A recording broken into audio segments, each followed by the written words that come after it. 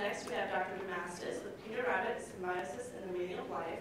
Professor Jim Damastis grew up in warmer regions and received his bachelor's degree in science education from Auburn University in 1982.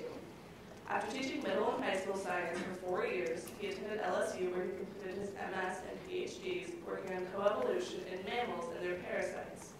He came to UNI in 1998 where he teaches courses on organismal diversity and entomology, among others, and conducts research with students on host-parasite evolution. Please give a warm welcome for Dr. Damastis.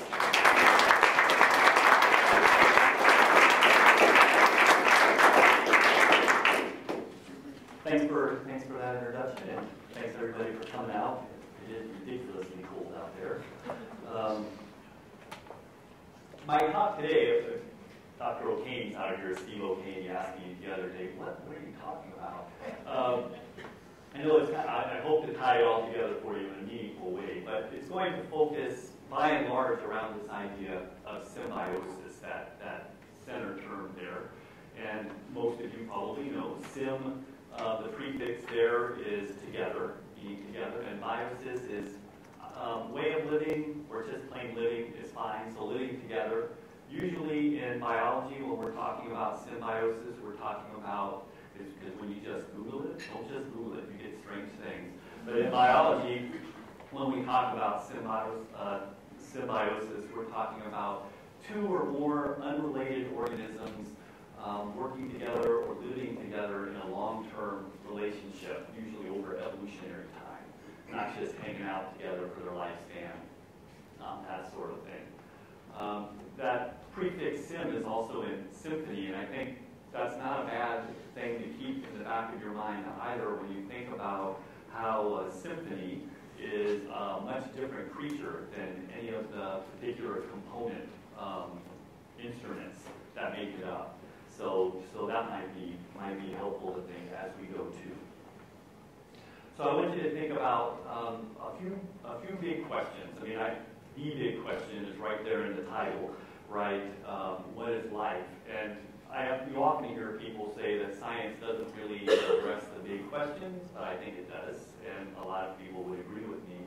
And that we really do sort of address some of these big questions, and we can think about some really big ideas, and one of them is what is life? You know, we talk about all sorts of things. I mean, there are two biologists right down here in front that I can talk a long time about what is a species. You know, we can't even agree on what a species is, and there are lots of good reasons for that.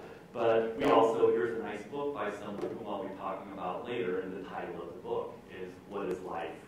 By Lynn Margulis, who we'll get to in just a little bit. But when we think about what it is to be alive, what it is to be an organism, an individual, it's a loaded question, right? And what I want us to think about is what does it really mean to be an organism? We like to think of ourselves as sort of free beings with free will, that sort of thing, and that's comforting, but it may be a little oversimplified. So I hope to confuse you a little bit on that one. We'll see if I succeed or not. And then the other sort of side question that comes into play when you study this and when you read about it is symbiosis is a big deal. And I'm just going to give you a few examples, some very old, some very recent, of some symbiotic interactions. And I hope I demonstrate that it's been very important. And at the same time, I'll hopefully show you that the idea of symbiosis and the importance of it to biology and to all of us has really been sort of underplayed. It's often referred to as kind of, a special case, or this is kind of a cool little sidebar to mention here, this symbiotic relationship. Everybody knows the clownfish and the anemone, that cute little story, science is weird. But I hope I can show you that it's actually more important than just some nifty little exceptions here or there. So why has it been ignored for so long, and why has it taken so long to get into the mainstream, and it's still not there yet? Now, I'll give you some examples of that as well. And these are just a few ideas here. You may have more, and I've got a couple more too that I'll throw out. The answer to the second one is yes, it's too late. So So let's start out by thinking about what people think about when they think about nature, right? You can turn on the Discovery Channel, you can watch Nature on Wednesday night on PBS.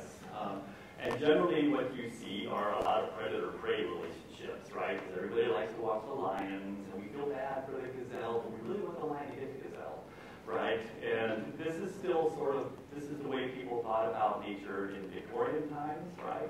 And it's still the way most people think about it, nature red in tooth and claw, that sort of thing, right? Survival of the fittest, struggle for existence, all of those sorts of things. And you can take that, it is, I will argue, it is a correct view of nature, but it's also an overly simplified view of nature. And you can take that idea, and you can take the ideas of Darwin, and you can twist them around for anything, right? If you twist them just right, and they've been used for some fairly bad ideas in the past. And it's a misuse and it's a misunderstanding of what Darwin really said and what evolutionary biology really centers around. Everybody, hope a lot of you have taken biology classes, so you know this. And just to remind ourselves, Darwin's main ideas were relatively simple but ingenious in the way that he got information to support them and put them all together. You look at a natural population, there's almost always variation in that population, right? That variation can be passed on to offspring. More offspring are produced than survive. So competition among those offspring is inevitable. It happens. The individuals that are best suited to the current environment are more likely to have higher reproductive success. And it's that higher reproductive success and the higher reproductive success of your offspring passing on your genes, right, generation to generation. That's your fitness. That's survival of the fittest. It's not this. It's passing on your genes, right? So later on, so this is 1859 through 1900. In the early 1900s, we rediscovered Mendel's keyword, keys, not urine, and we started tossing in some genetics. We've got the new geneticists in the early 1900s. We call that the modern synthesis, when we finally got to tie genetics together with natural selection. And we figured out that mutation, right, was the sort of the origin of most of, we figured all of the original variation, genetic variation, comes about via mutation. Nowadays, we sprinkle in a little bit of developmental biology because we're discovering some cool things that are going on in developmental timing and things like that. But generally, we teach evolution the same way, right? We go Darwin, modern synthesis, and then straight to developmental biology, and there's a few pages or a day or so mixed in somewhere on symbiosis, but it's just kind of an interesting thing that you have to mention, but not really central. Okay, enough with the preamble. Let's talk about lichens. About 9 years after the origin species, almost exactly 9 years, 1868, a fellow in Germany named Schwenderer studied lichens. Everybody knows lichens, right? You use them for your train sets. They make nice bushes and things. They're a very useful organism. Or you see them growing on gravestones in the cemeteries, or if you do a circle tour around Lake Superior, the rocks are just covered with these gorgeous orange and reds and greens of lichens, clinging to those rocks, breaking them down, starting them on their way to soil, that sort of thing. Well, Schwenderer was studying lichens, and he said, you know what, these lichens, they're something different. I think they're a dual organism. I think that they're, and this is the way he described it, I think they are a fungus slave master who has enslaved little algae and are bending them to his will. So this is like 1869, he's using slave imagery. It didn't go over real well. The lichenologists had just started their society of lichenologists, and they were feeling very independent, right? And now here's this guy saying, well, it's a fungus and an algae. We've already got a society for fungus and algae, and what do? So we hate you, right? And they shunned him. Being called a Schwendererist was a big insult. Well, I got some great quotes here. The Reverend Cromie, who was a leading naturalist at the time, and things, a useful and invigorating parasitism. Who has ever heard of such a thing? Two organisms working together. That's not the way nature works. Did you see the slide back there with hyena carrying a flamingo, that's the way nature works, right? It's unnatural, he said. So Schwender, didn't catch on. Time passes, and we get back finally to Peter Rabbit, right? So here's a great scene in the book, and the first time I showed this to my wife, she went, "Did she really say that? Yeah, I made this up, right?" But if she had really known about things, she very well could have said this to her babies. And why on earth would you tell your young little buddies that male chauvinist pigs and narrow-minded thinking was something to be thankful for, right? And the answer is simple. If it wasn't for male chauvinism, sexism, and general pinheads, Peter Rabbit's whole universe might never have been created. So we meet the creator, Beatrix Potter, right? Everybody knows Beatrix Potter, and everybody knows Beatrix Potter had a pet mouse, right? I'm pretty sure that's a dormouse. It's hard to tell in the picture, but I'm being, facetious. Not very many people know that she had a pet mouse, but she did. This is not a Downton Abbey girl, right? This is 1860s. This is Victorian England. She loved mice. She kept them. She loved dogs enough to carry them with her dress on, right? Who cares? It's my dog. And I love the picture down at the bottom because it looks like so many of my pictures.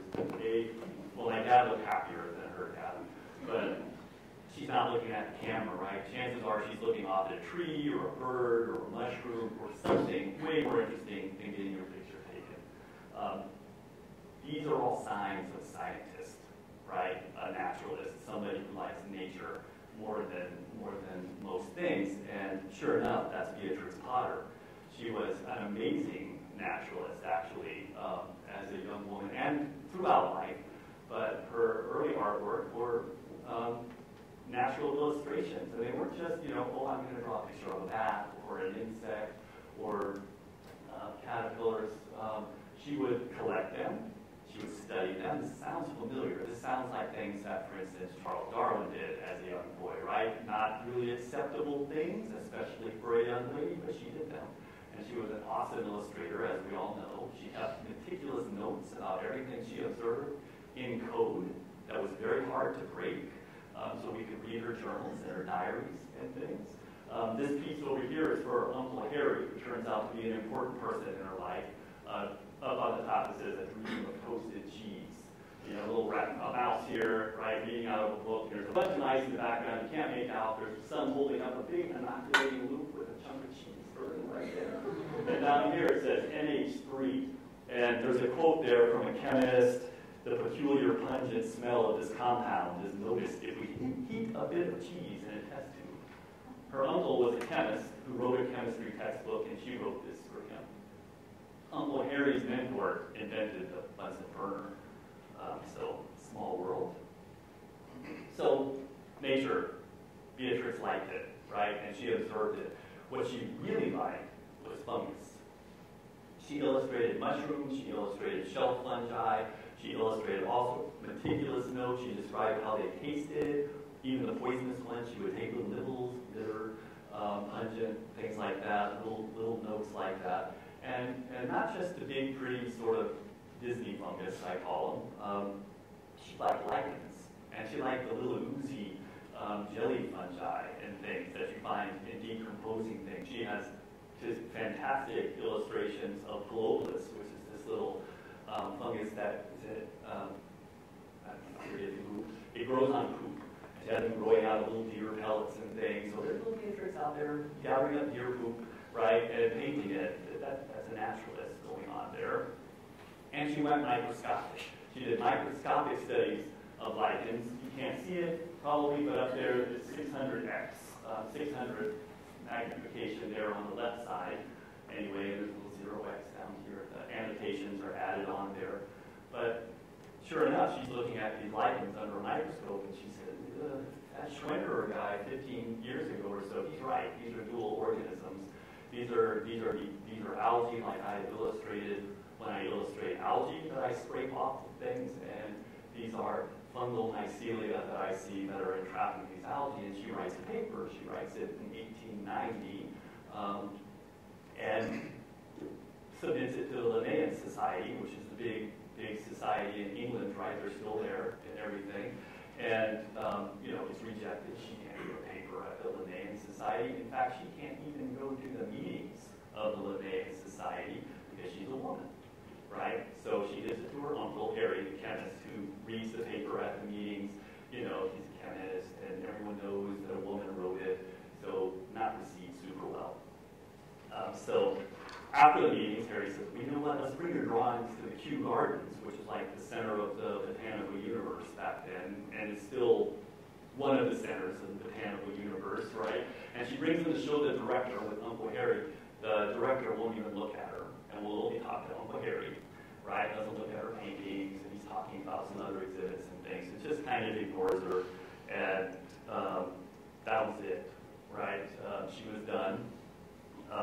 She basically washed her hands. She said she was tired of the grown-up world of science. I'm going to basically write children's stories. And she still observed nature. She still took great notes, but she was finished. Basically driven out, by some unpleasant experiences. Which, you read things like that, and you wonder how much further we would have come, right, if science hadn't been playing with half of its arms tied behind its back. We've only been playing with half the team for whatever reason. But we know that Beatrix and Schwender both were right now, right? It took us a while to confirm all of this, but we know when we look at a lichen, we're really looking at an organism that's a cooperative, a consortium of sorts, where you have, indeed, a fungus. It's an ascomycete fungus that its mycelia are holding, in some cases, algae. In some cases, they're usually free-living cyanobacteria, but they're always photosynthetic organisms that it's keeping in its mycelia. Fungus are great nutrient gatherers. They can digest things right out of the soil. They exude digestive juices out of their mycelia underground, so they can collect like a regular forager, and then they have a photosynthetic partner that can generate energy from the sun. Pretty sweet. When they reproduce as a group, right, as a couple. The fungus and an algal or cyanobacterium breaks off and goes out and colonizes. Some lichens can live separated, but they look completely different. And some cannot live as free-living organisms. So, what's a lichen, right? What's a lichen? Is it an individual or is it not an individual? You may be able to come up with an answer that satisfies yourself, but hopefully it's a little more confusing. Because I think in reality it is. The lines are a little blurrier. So back to Peter. Surely it's not just me, but when I see Peter Rabbit in this drawing, I can't help but wonder how clothing would have affected the evolution of parasites on rabbits, right? Because right? I know it's kind of obvious. You're wondering why you came to hear such an obvious statement. But if anything wearing clothes like this, and if it's living in the wild, and not necessarily, Peter's not known for being real hygienic, right? If we look really close at that, there's a chance you'll see some parasites, right? And I'm cheating. This isn't a rabbit house. This is a human house. You can tell by its name, right? Ridiculous humanist. And it turns out we have lice, right? And two give us the most trouble. There's another one we won't talk about, pubic louse. But on the right, we've got the head louse, right? How many people have had head louse? I'm kidding. And on the left, we have a body louse, sometimes called a clothing louse, right? They're the same species. Right? Pediculus humanus is the species name. They're genetically almost identical, but they look different. The body louse on the left is a little bit bigger, and the head louse is a little bit smaller. But there are some important differences other than these. These are fun to use for all sorts of reasons, figuring out when we developed clothing, things like that. The body louse gives us bad diseases. It's a bad one. right? Trench fever, relapsing fever, epidemic typhus. Typhus is the bacterial disease that killed Anne Frank and her sister and thousands of other concentration camp prisoners.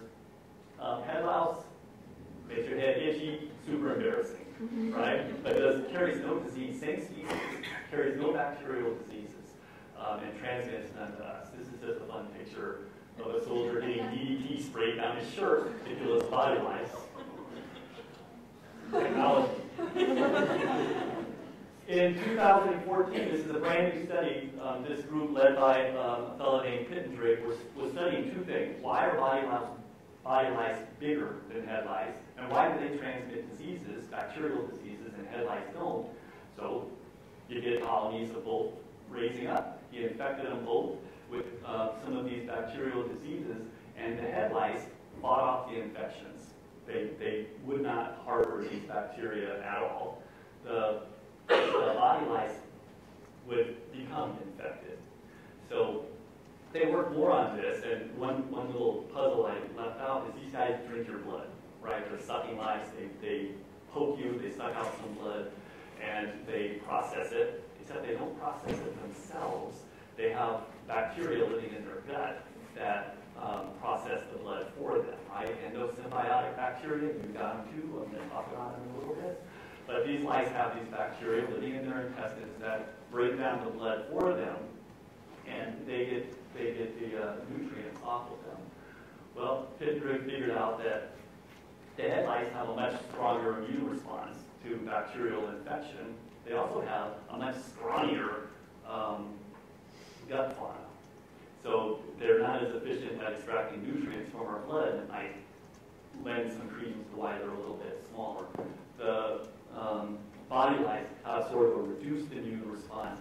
Pittendrigg and his colleagues think that it's because they're encouraging this larger gut fauna in there, which results in their larger size, but it also results in them being infected easier and spreading diseases to us. So we catch these diseases because a louse has a reduced immune response, so that it can culture endosymbiotic bacteria in its gut to help it better digest our blood.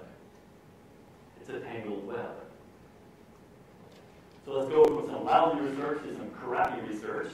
This guy, most of us have heard about, whether we think we've heard about him or not, Theodore Escherichia coli, our favorite bacteria. He was a pediatrician in the 1800s, late 1800s, and he published this paper. He was concerned with infant health and why do they get these horrible cases of diarrhea, which can kill an infant very quickly, can kill an adult very quickly too. Diarrhea is serious.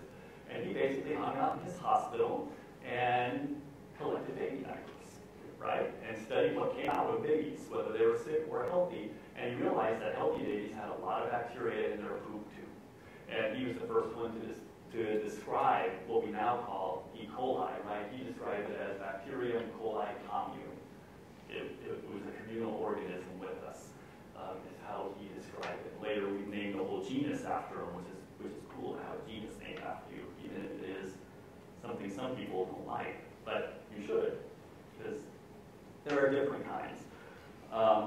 We now know, of course, that we have a ton of these symbiotic bacteria in our bodies. Just recently, just in the last 10 years or so, a research group called the Human Microbiome Project has been sort of mapping our bodies and exploring it, seeing what lives with us, right? What's hanging out with us. And they figured out that there's somewhere around, depending on the person, 100 trillion microscopic life forms living with you, right? So what that means is right now, sitting in your chair wearing your clothes, there are 10 times more bacteria cells wearing your clothes than human cells, right? Pause for effect. That's strange, right? There's an offshoot to this, the Belly Button Biome Project. I don't make this stuff up. They've described 1,400 new species of bacteria living in human nipples, and they just looked at 600 belly buttons. So they're continuing their work. So wow, that's pretty interesting. These bacteria are, a lot of them, doing important, right, sort of ecosystem services for us. digestion, outcompeting bad bacteria, and things like that. Last year, a group headed by Hazen published a paper where they were looking at why is it that some people can eat red meat every day and they're fine, and some people eat red meat and they are at much higher risk for heart disease, right? Is it physiological? That's what we always thought. Why are some people so lucky? They can just, their cholesterol levels can be high, blah, blah, blah, and they still don't have heart attacks. And then some people, they have these high risk factors when they get blood tests, even though their diet's okay. Hazen found that there was a significant relationship between who was in your gut and how many of these risk factors you had, i.e. the bacteria that break down the steaks you eat give off byproducts. And some of these byproducts, they call them TMAOs, are linked to heart disease. And if you have a healthy gut fauna, you don't get as many of these TMAOs being produced by the bacteria in your gut. So now we're starting, you can see sort of, we've been ignoring ISAID, we've been ignoring symbiosis. This is 2013.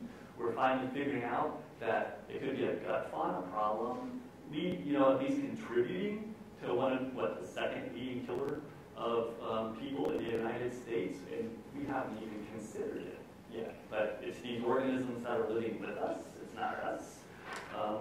Interesting, I think. Behold the mammals. I study mammals, right? So here we are in the epitome of creation, the top of the evolutionary ladder, right? The greatest organisms that, but we can't help but think that we're kind of special. We're not. Everything has been evolving equally long and everything is cool. But I want to really make you think about yourself. So let's stick to the mammals unless I know something about them. What makes a mammal a mammal? Real question. You have not seen my talk. I did not plan that answer. But milk. Remember, you didn't even know what I was going to talk about. And then hair. Hair, right? We're not going to talk about hair right now. Let's concentrate on milk. All mammals make milk, right? You talk to somebody, why do mammals make milk? It's the perfect food. It's fantastic. Monotremes, the ductile platypus over there, they make milk. It just kind of oozes through their skin and gets their fur socky wet, and the babies lick it up. You got marsupials there in the middle, and then the metatherians, and then the eutherians, sort of the true placentals, are over there. So mammalogists have, hypothesized for a long time that probably the origin of milk production was to help stimulate the baby's immune system. When you look at, for instance, human milk, that first bit of milk that comes out for the first few days, colostrum, it's just chock full of mom's antibodies to help sort of protect the baby while its immune system wakes up and gets going, right? Well, there's this other group of people who, instead of studying the proteins and things that are in milk, they're studying the sugars. Human milk oligosaccharides, which is better than the simple sugars. Chemists will throw tomatoes at me, but we'll just go with that, right? In milks, and you can see this was a 2012 paper, so still trying to keep it current here. Some of the interesting findings that they found was, one, that some of these, I keep thinking I'm wired to the podium. I'm old, I don't understand wireless technology.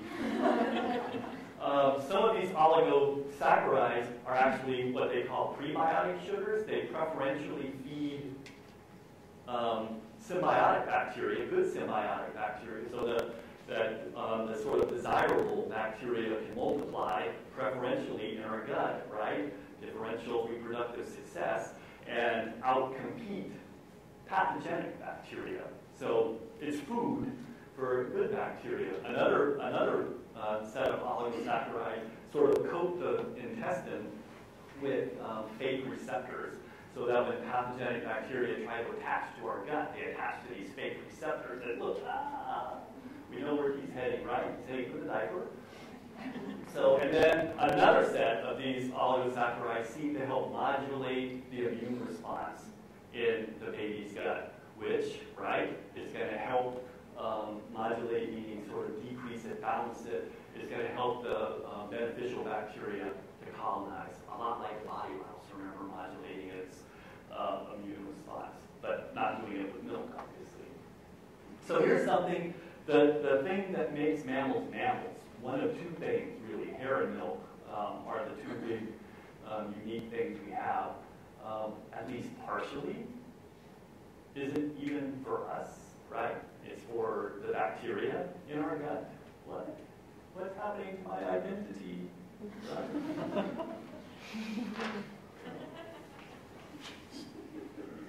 Why I can't go into advertising.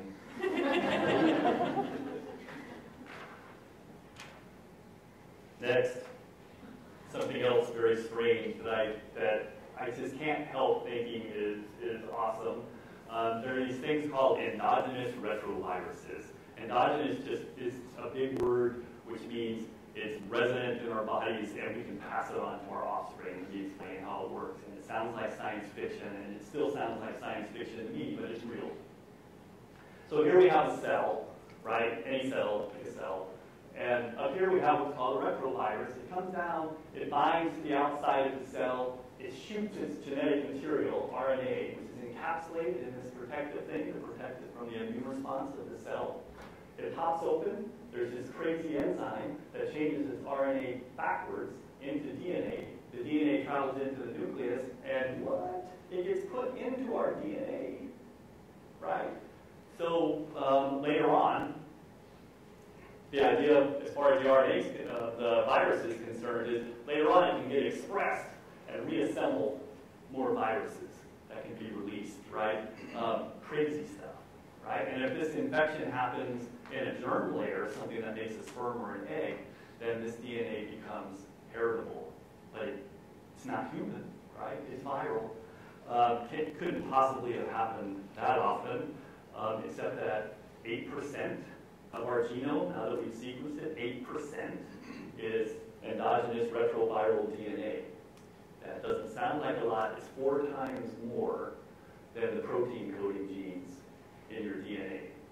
You have 4 times more viral DNA in your cells than you have protein coding DNA. But it's junk, right? No, it's not.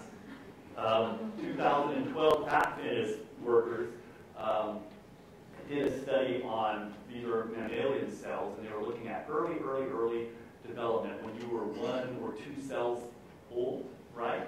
And you were dividing. Your cells were what the developmental people call totipotent, which means your cell could become anything, right? Human. It could become, all the information and all of the machinery is activated in the cell to make another fetus, right? It can make the placenta, it can make the membranes that protected you when you were a little one, and it can make anything in your body. You divide up to about a blastocyst, which is about 100 cells, or a little hollow ball. Everybody did it. Congratulations. And about then, something happens, and your cells switch from being totipotent to what's called pluripotent, which means it can still make all of the organs and things in your body, but it can't make those outer membranes anymore, or the placenta to hook you up to mom. It's still good for making livers and kidneys and arms and legs and brains, things like that. Hundreds of genes involved in whether you're totipotent or pluripotent or not potent, right? Whatever the developmental term is for that. But there's just a couple of genes that act as switches to say totipotent, right? Turn on those genes. Or pluripotent, turn some of those off, turn some of these on. And these switch genes, they came from endogenous retroviruses. So nobody would be here today to listen to this talk, for me to give this talk, if it hadn't been for viral DNA that came into our ancestors millions of years ago, right, and have been passed down. Virologists call that sort of, this is cool, right, because they're different. They call that domestication, right? We had this infection, and the foreign DNA is in our genome, and our body found a way to use these genes, right, over evolutionary time to its benefit, like dogs or cows. So domesticated viral DNA, it's neat. Carl Zimmer, who's a popular science writer, he writes textbooks. I'll jump on him in a negative way in a little bit. But he says, so we've all been viral from the very beginning. and it's neat. Back to the mammals. So monotremes, marsupials, and everybody knows, right? The placental mammals, we're the cool ones. We're the epitome of things. I mean, criminy, when we name these things, the marsupials are metatherians, sort of mammals, and we're eutherians, true mammals, right? These guys have a placenta. It's just a different placenta than us. And the difference is our placenta protects us from mom's immune response, right? Because when you were an embryo, you were only 50% your mom, right? The other 50% was your dad. That's not a good tissue match. So your mom's immune response would have run you out if it could have, if it had seen you. But there's something, and the marsupials don't have that, and they're born very early, right? And one of the reasons they're born very early, we think, is because they can't hang out in there very long. In eutherians, we stay in there for, months and months and months. Mom's immune system has a hard time recognizing us because in our placenta we have this layer called a trophoblast. And it protects us. It's a real dense, protective coating of proteins called syncytin proteins, which are unusual because these syncytin proteins are the same proteins that make up that capsule that was around the viral RNA that I showed you when I showed you the retrovirus. When it popped its RNA into the cell, it was in that little capsule. Syncytin proteins. Yep, right? We got those proteins to build this trophoblast that makes the most advanced group of the most advanced group, the placentals of the mammals, right? The trophoblast, which makes us true placental mammals, is built using genes that we got from an endogenous retroviral infection somewhere around 180 million years ago. Our ancestors got infected, and we used those genes for those proteins to build this trophoblast, and it didn't just happen once. In 2013, Chuang made a pretty convincing argument, because when you look at different groups of placental mammals, they all have different endogenous retroviral elements working to make the trophoblast. So we think it happened once to make that first split in the tree, and then the rest of the diversification in the placental mammals was pushed on by additional infections and additional genes coming from different sources. So all the timing is just right.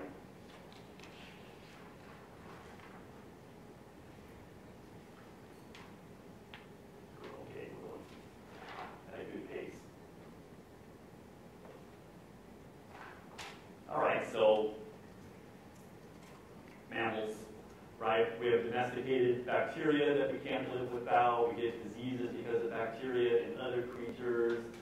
Our milk is partially to feed bacteria. Our development, our earliest development, and the one thing that makes us unique among the mammals and very successful, all come from viral elements that infected us. But, at least we have our cells, we're eukaryotes. There are three big groups of organisms on Earth. There are the bacteria, there are the archaeans, and then there are us eukaryotes that have, we've got organized nuclei that hold our DNA, we have mitochondria, organ-bound organelles, and, no. In the early 1900s, I got the exact year here for this guy, 1924, this guy, Kozo Polyansky, was in Russia, and he first sort of put forward an organized idea that said, you know what, these complex cells that we call eukaryotes, they actually arose by something I'm going to call symbiogenesis, which is the combining of two or more organisms to make a unique new organism, right? That's symbiogenesis. So let's see, here we are, 1920s, right? What was going on in Russia? I don't know. And he's talking about organisms working together, right, for the benefit of the good and for improvement, right? Sounds very, very revolutionary. And it did not fly, right? It did not fly. That and the same problem which went where we didn't have the techniques to really test these ideas that well, even if we had wanted to, but we didn't want to. You know, that sounds too much like communism. So, 1960s or so, Lynn Margulis on the right here, UMass, University of Massachusetts is where she did most of her work. She picked up the torch from Kozo Polyansky and started accumulating, other people were working on it and generating good data, and she sort of combined it all together and reintroduced the idea of symbiogenesis, and she has been Polyansky's bulldog, just like Darwin had a Darwin's bulldog, and she really held the banner up throughout the 20th century. She was my big hero. She did not accept me into graduate school. She was too busy. But I did walk by her office once in a creeper kind of way while I was on campus for a message, but she wasn't there. But she has published tons of books. I mean, this was her book, the What is Life book, on this idea of symbiogenesis. And the basic idea, this is a real simple cartoony look at it, right? Because we're doing two things at once. But if you had an ancestral host cell traveling around, and just think about one of these events at a time, because this one came first. And it, you know what amoebas do, you know what free living cells do, they eat other cells, right? It engulfed some aerobic bacterium. Aerobic just means it uses oxygen to make its energy, which was free living. But instead of digesting it, it domesticated it, it kept it, right? And that became our mitochondria. Everybody has them. You have tons of them in all of your cells, yeah, pretty much all your cells. They're the, what do they call it? The power plant of the cell, right?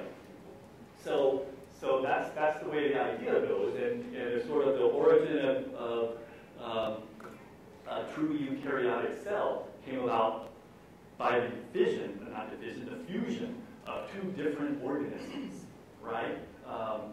Symbiosis at sort of its purest level. I'm missing something that I wanted to say. Oh, it's kind of interesting to think sex hasn't been invented yet, right? But this is, in a lot of ways, sort of a precursor to sexual reproduction, this joining of different genomes, right? Except it started with eating. There's still kind of some similarities there. So later on, right, this thing that has mitochondria, only because, never mind.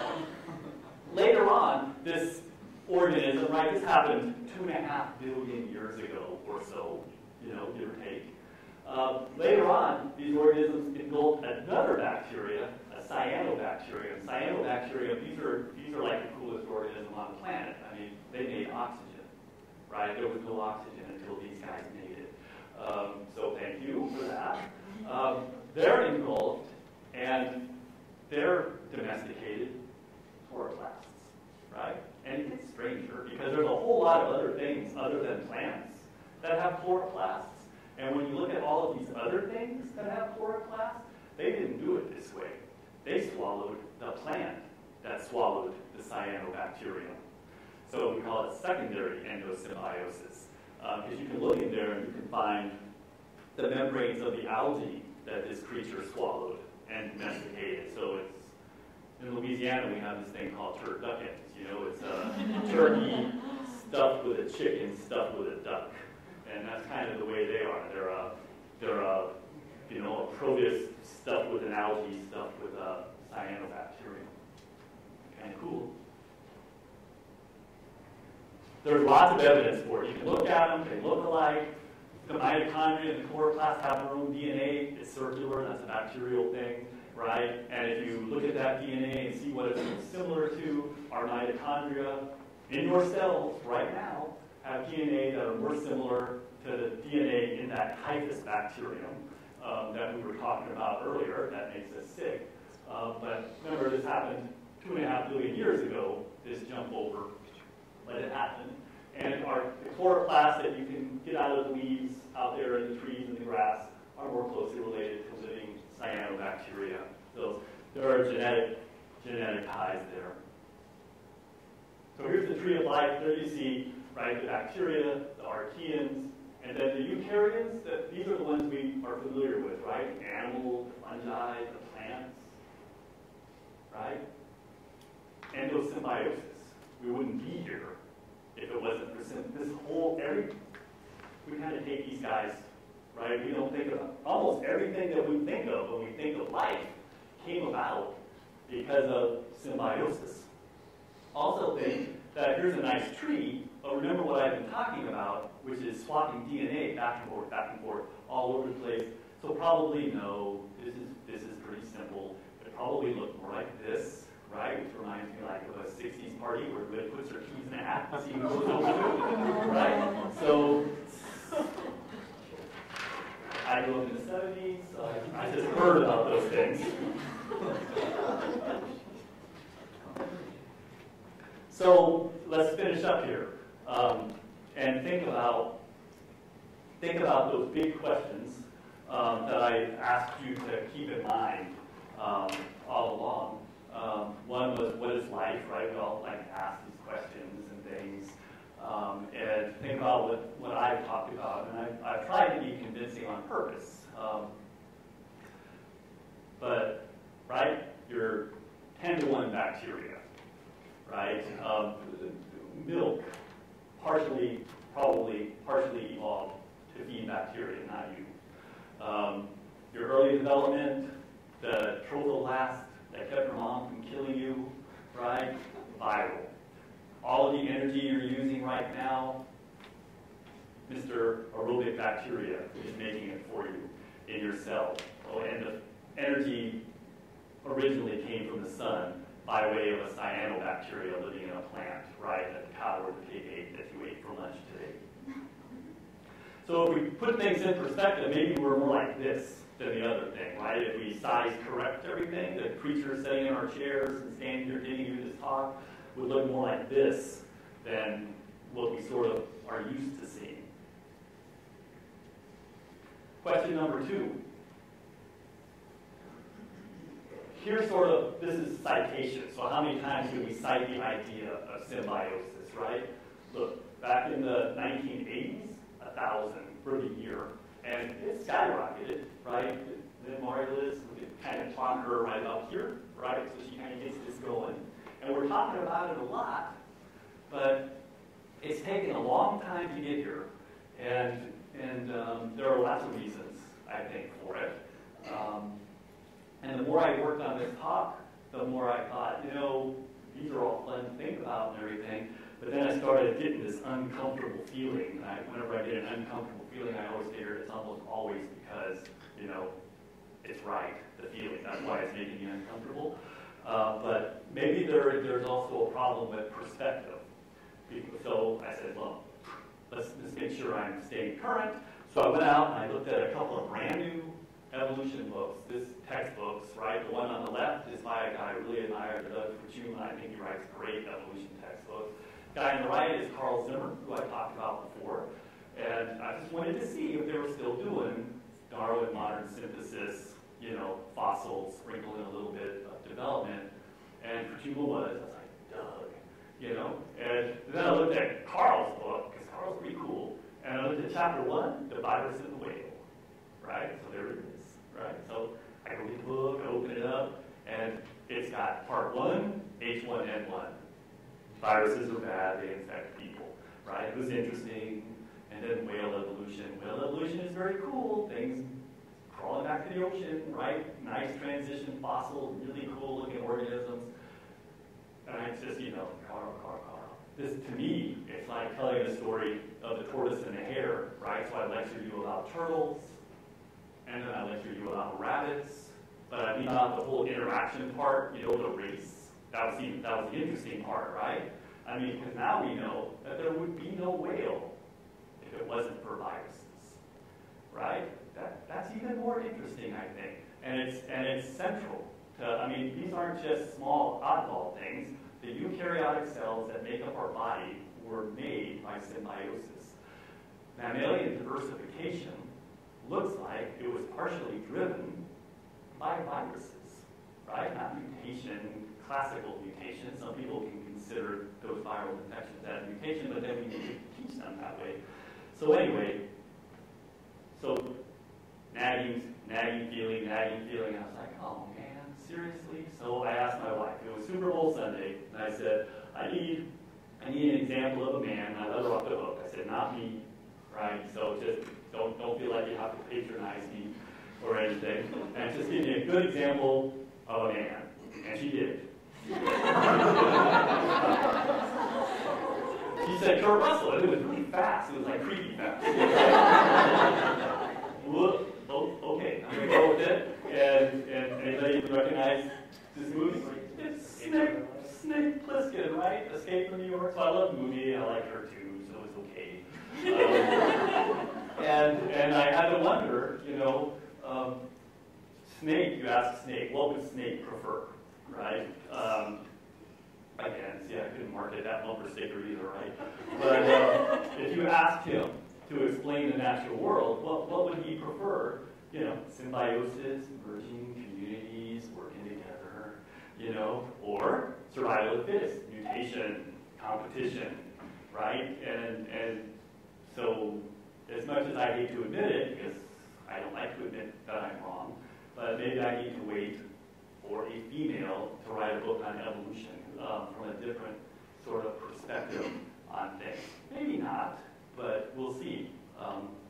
We'll see. Thanks for your attention.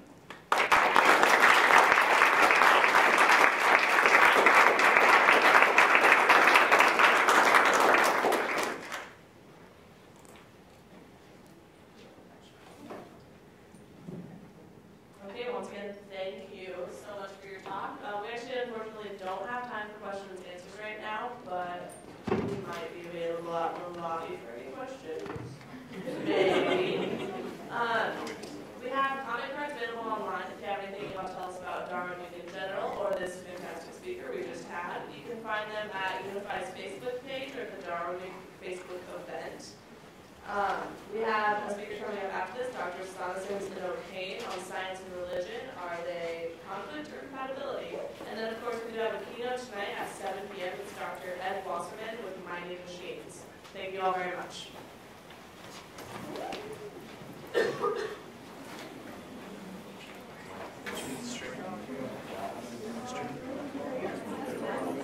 Should I stop it?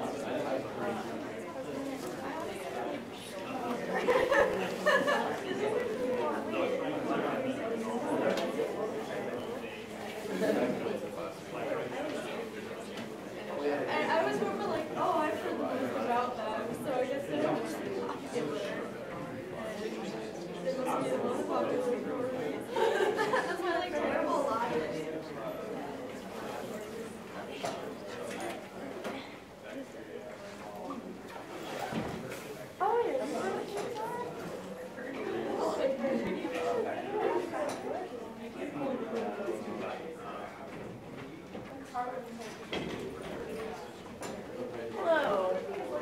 Are you interested in buying a shirt?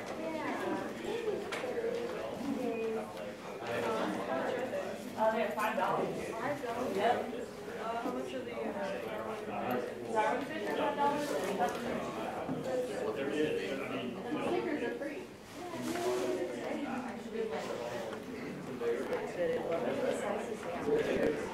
We are starting to run out of sizes. I think we still have small to large. I don't know if we have any extra larges left though.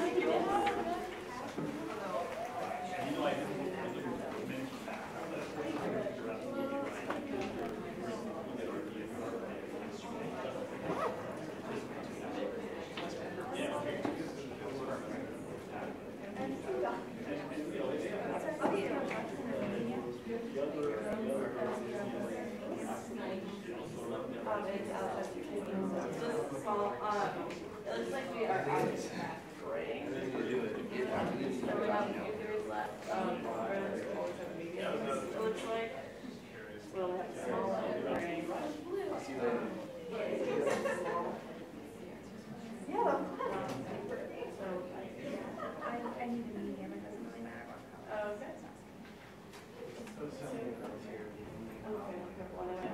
are supposed to take cards. I have fun. Oh, look. That's my favorite movie in the world. Yeah, Tori got my shirt last year. There you go. You get my shirt, I'm not really going to use it back.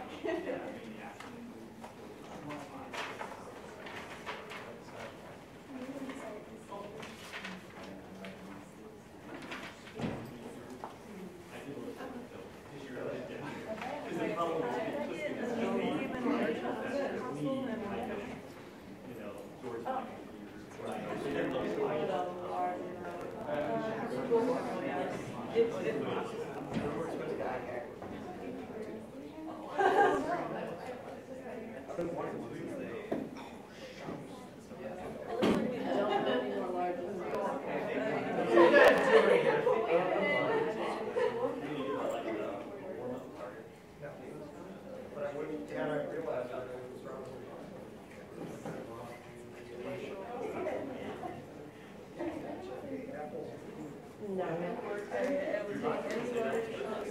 I will find you a large. And if not, I think an extra large would work. We do have in like, so I did my. Thanks for reminding me.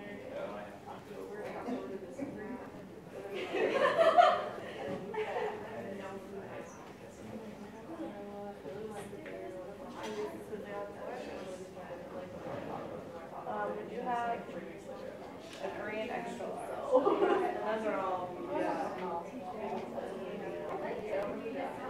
I do take I do have an extra large. That'll work. And then you've got Darwin fish, perfect. It's a small balloon. Yeah. I actually used to get paid.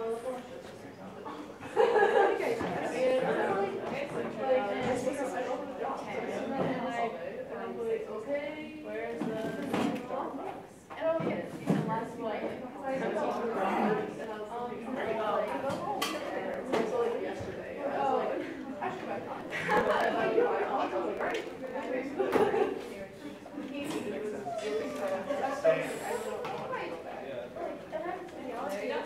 it was like 8 or 17, and then it's like, oh, that's right.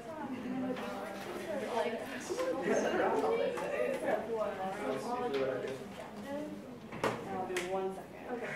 And I sometimes take the covers of this out, like, what am I looking for? One singular And cup. then I always start with the people I like listen to those.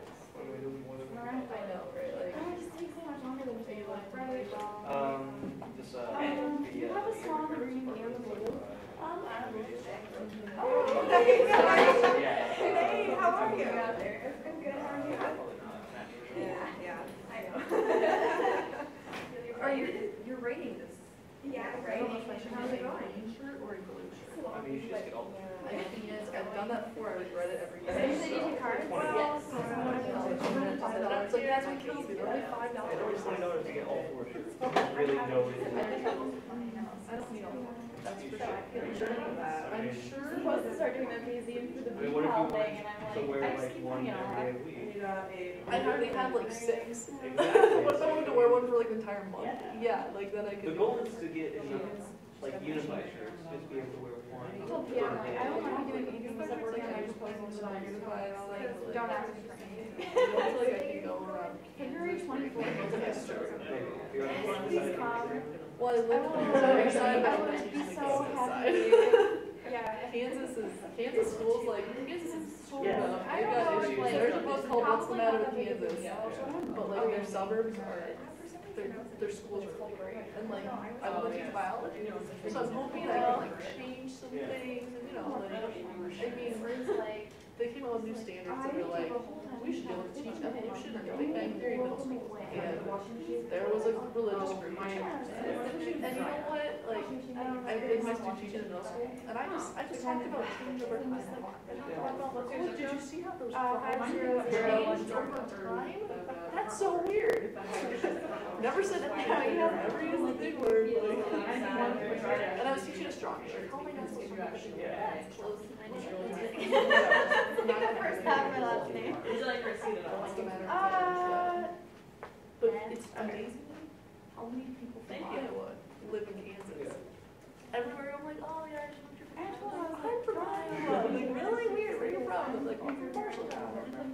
talk, like just everything, like a lot of people are from Iowa, apparently. $5 ticket for change. Everything in Woodland.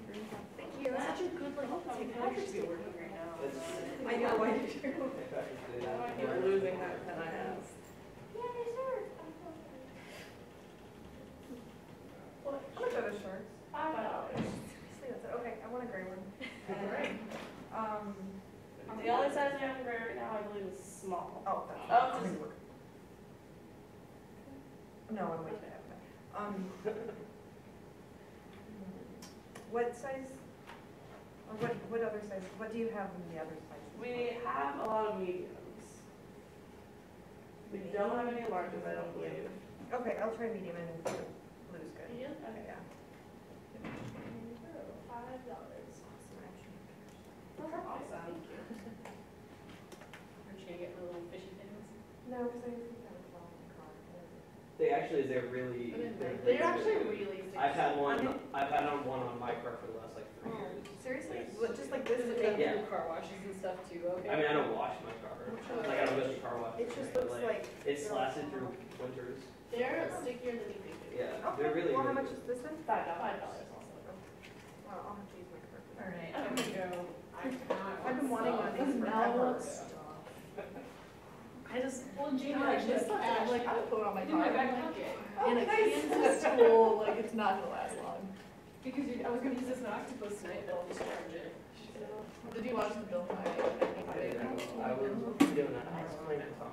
He made a shout out to Kansas because they're voting right now about like when that comes out. It's just like Oh, we have lots of the we're grays. screwed. Smalls. I know. The blue one's my favorite, actually. I don't want to blue that's a problem.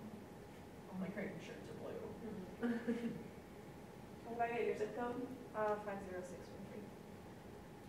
Alright, I'll take a small on the gray. Small gray, you can just take that one. right Okay. there, actually. And then I'm gonna go with that Right last little fishy Darwin. Alright.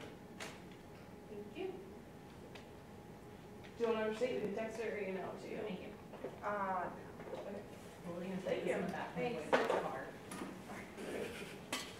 I have a small blue one, please. I know. And how much are the cups? Cups are $2. I know, why was it here? It's so weird. Think I was lying to you? I don't know, I Parents? verify. Where's your parents from? I'll make it Oh. too. Okay. Blue, small gray, and small blue. You took a copy of the shirt, right? Yes. Hey, why are these back here all rotating? For the smaller talks, we like to rope off the back seats so people sit towards the front. Yeah, I'll look at my fridge. Keep it on his fridge. I've been wanting to, I Maybe go for my fridge. Where are you going now? I get a t-shirt for my fridge. So 13. Thank you. I need an extra large t-shirt, I don't care what color. Do we have any extra larges left? I don't know if we do. Large. We don't have any larges left. We are. Yeah, we have smalls and mediums. sold so many shirts. Okay, very good. I'm sorry. No, that's fine, I got mine.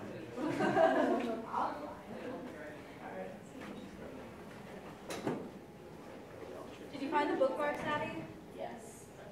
Good job. Really proud.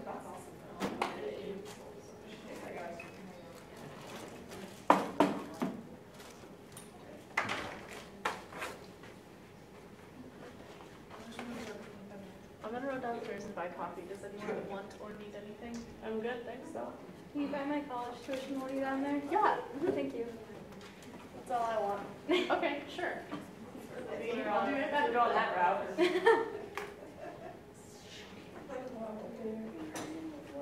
I wish I didn't have class. I wish I could also come. This makes me I sad. wish I didn't have to read class. Where did you go again? Good luck. Thanks. Have fun in class. Thanks. I'm gonna say you too, but I don't have to. it's like a thanks for shopping here. Oh, You too. Here you go.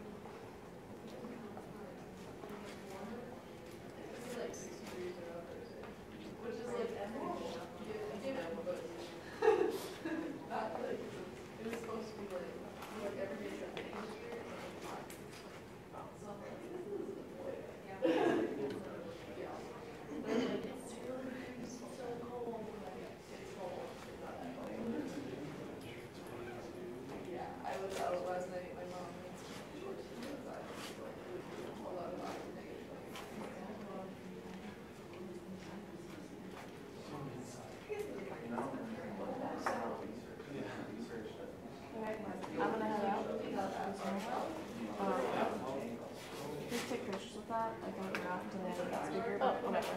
Margaret, I think, is coming next to us in camera, so she'll be aware of that.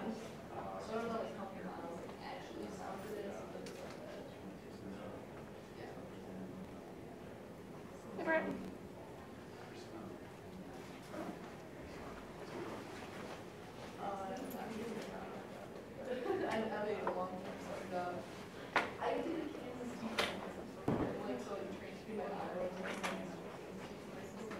Also, we are still live streaming, so be good about that. Oh yeah. I can. Don't say anything inappropriate. I want to say so many Me? inappropriate things. When would I ever say anything inappropriate? Oh no.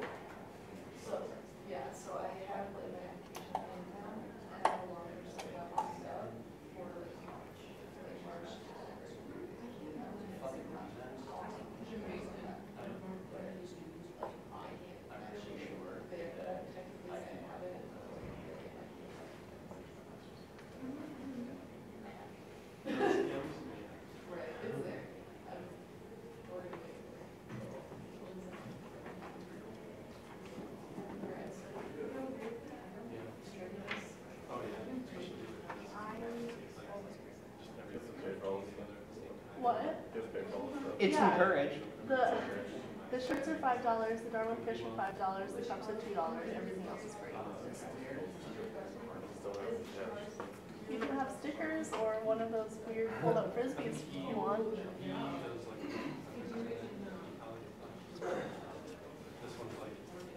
I heard the magician guy last night was really good. Yeah, he was really good. So it's like only restaurants? Oh, yeah, he did like that. He was done it. 4 and 5. Kind of regret Yeah, missing out on that one. like, Yeah, he was really good. I enjoyed it. I didn't see the whole thing, I have to do it, but.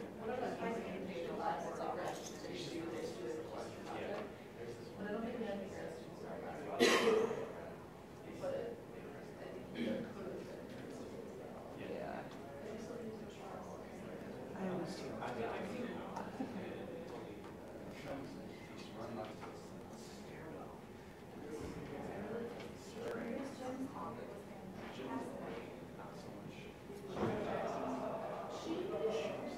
She taught our class, so she's very like a little high school. Like I did like her. She was very.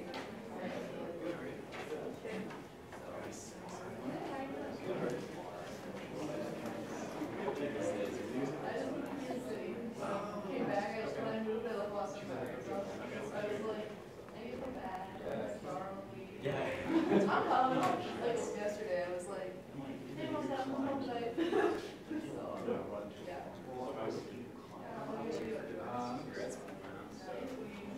Well, second degree, Dr. Collins. Yeah.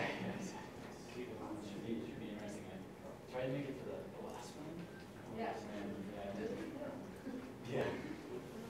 Read that one too. Yeah, just like, at like 1 hour, like, all right, I'm gonna go there. What are you going to do?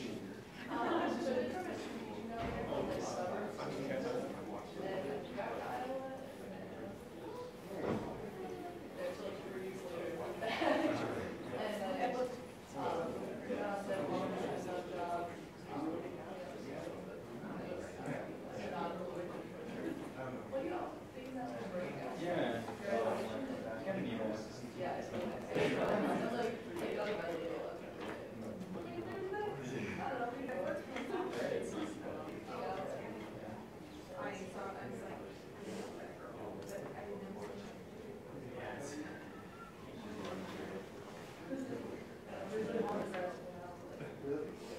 Yeah. I'm kind of intrigued if you see this. Pain talk? Something a lot like it was supposed to be put on in November, but then That's what inspired this talk, actually. that one was really enjoyable as well because the Dr. Loyal Rue, the emeritus professor from Yeah. was all here in the class. I agree.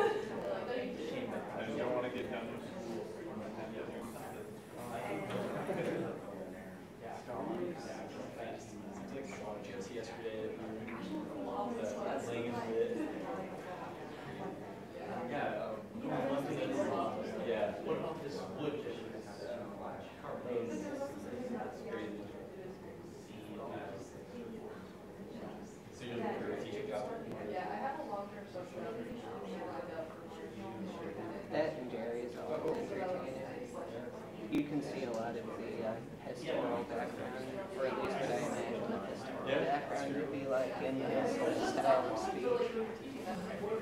And I find it really engaging.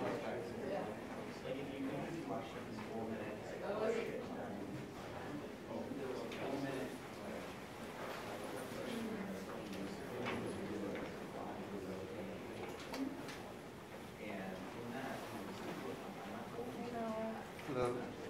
Hey. Hey. Hey, Brett.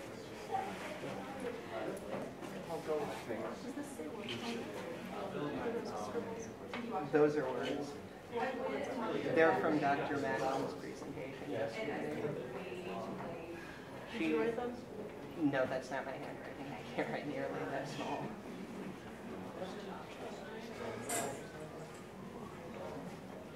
Hello, Dr. Saunderson. Hello, how are you? I'm great. How are you? Good.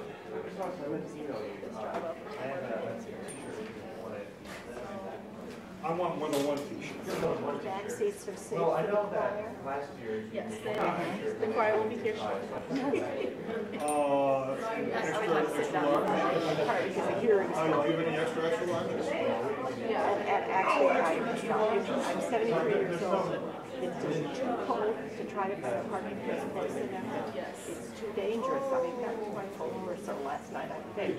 I mean, I think it's too cold to find. I did watch most of the last one online, and I'll watch the rest of it later. They are all fascinating. I think it's great that we have them online. I think it's really good. But this is that last one. I mean, it's explaining Those all the three creationists.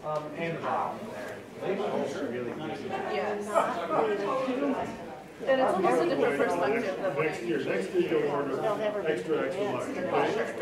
No. No, that's not the goal. It's to catch the people that are on the fence. I mean, it feels like that. The intellectual appeal of Christian dominionism is just Well, too in the extra strong. large. The fact that you can exist, or you even as a species can exist, But in a thank you very state much. of Thank you. irredeemable fuck-upedness and still be safe. And because of that, we can do whatever. The idea that people would believe what people so long ago it must have been so But but see, that, they aren't trying to be logical. No. They are never going. But it's important to catch people that are on the fence and the new people and you know the Texas textbooks and all that are important. Yeah. I sure appreciate you doing this.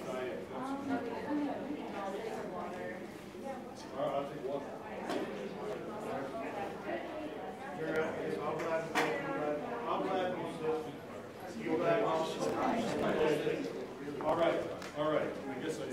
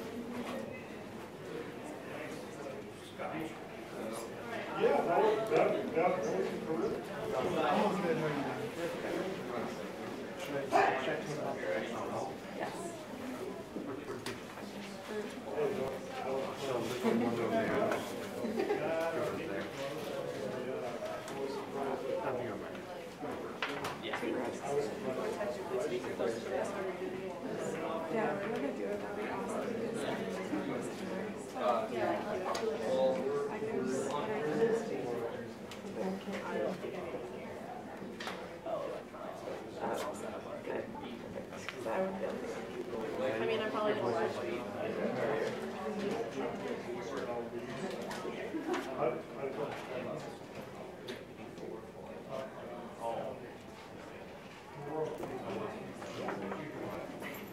Yeah, of course.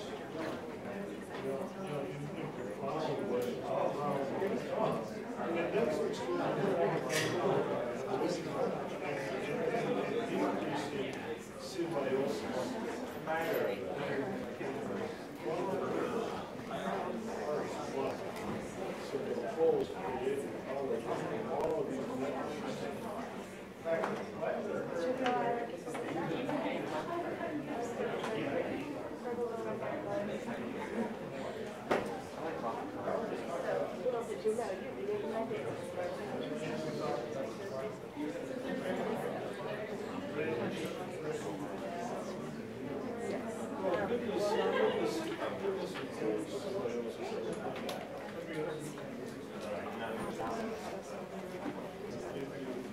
specifically asked for me to him. So we want to waste time on it. But they can help you. Yeah, so we like shoot for them. Yes, they asked us.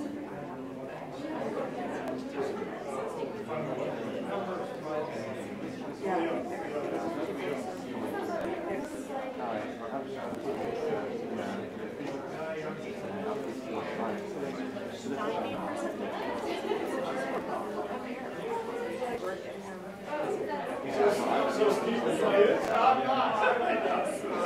Who's back table? Oh, your room host. Yeah, I'm home. So I've actually been sleeping around. Yeah, I'm just gonna be back table.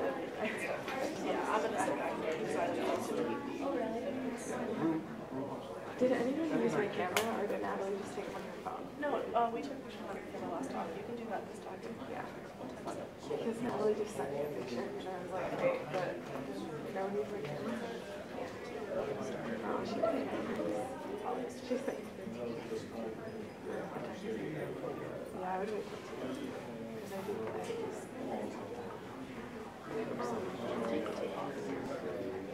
Should we? Yeah. There's a lot up there.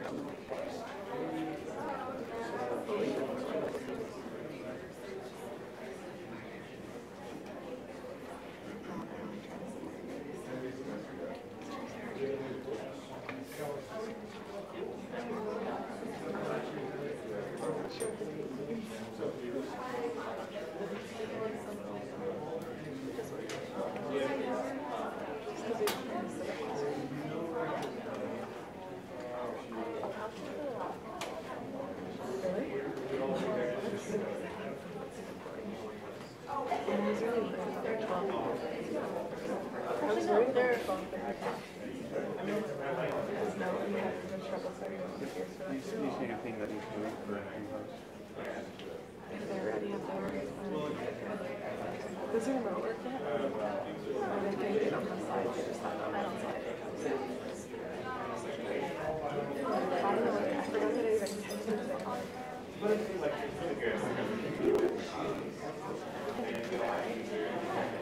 right now?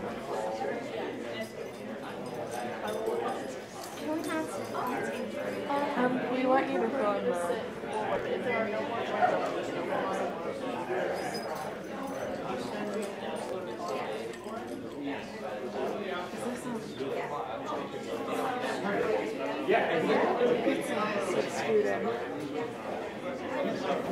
Oh, there we go.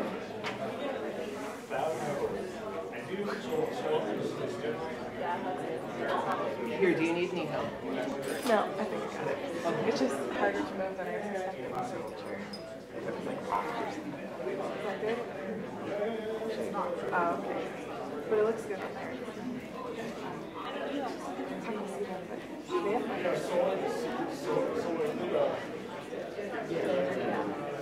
It was not a big deal.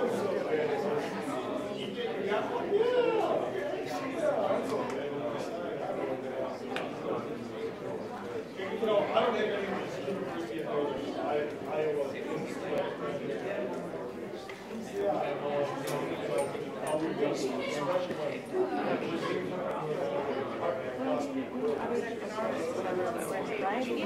Everything is full. Well, they're already sitting at the table.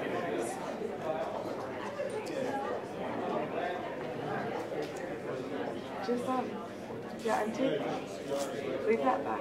Yeah.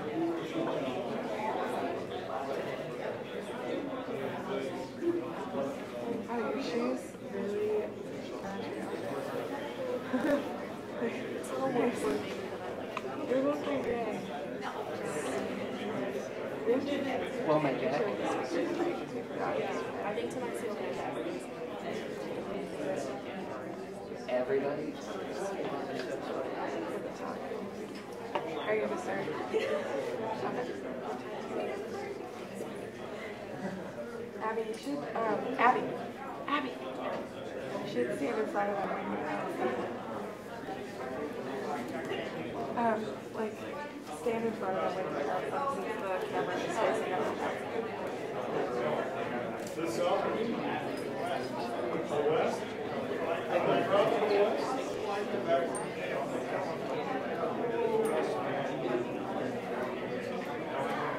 Yeah, we're all set.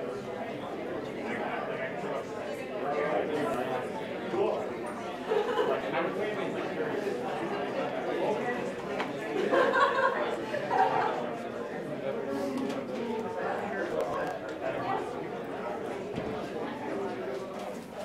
All right, everyone, I think we're going to go ahead and get started with our 2 o'clock Darwin Week Talk. You probably all noticed that you have bookmarks on your seat or had them when you came in. Go ahead and take those with you. Those have the schedule for the rest of the week. Right now, the talk is with Dr. Sonneson and Dr. O'Kane. The title of their talk is Science and Religion, Conflict or Compatibility. Professor Jerry Sonneson is head of the Department of Philosophy and World Religions. He has been teaching at UNI for 23 years.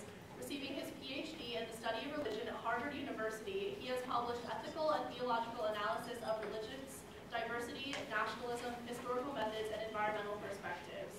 While at UNI, he has taught in the humanities sequence of the liberal arts core, and he regularly teaches, among other things, the philosophy of religion and environmental ethics. His own ethical and theological reflections seek to make positive, constructive use of the assumptions of evolutionary theory. Professor Steve O'Kane studies the classification and evolution of plants from 2 different directions. In the lab, he analyzes DNA to determine evolutionary history, and in the field, he is mostly involved in the flora of the American West.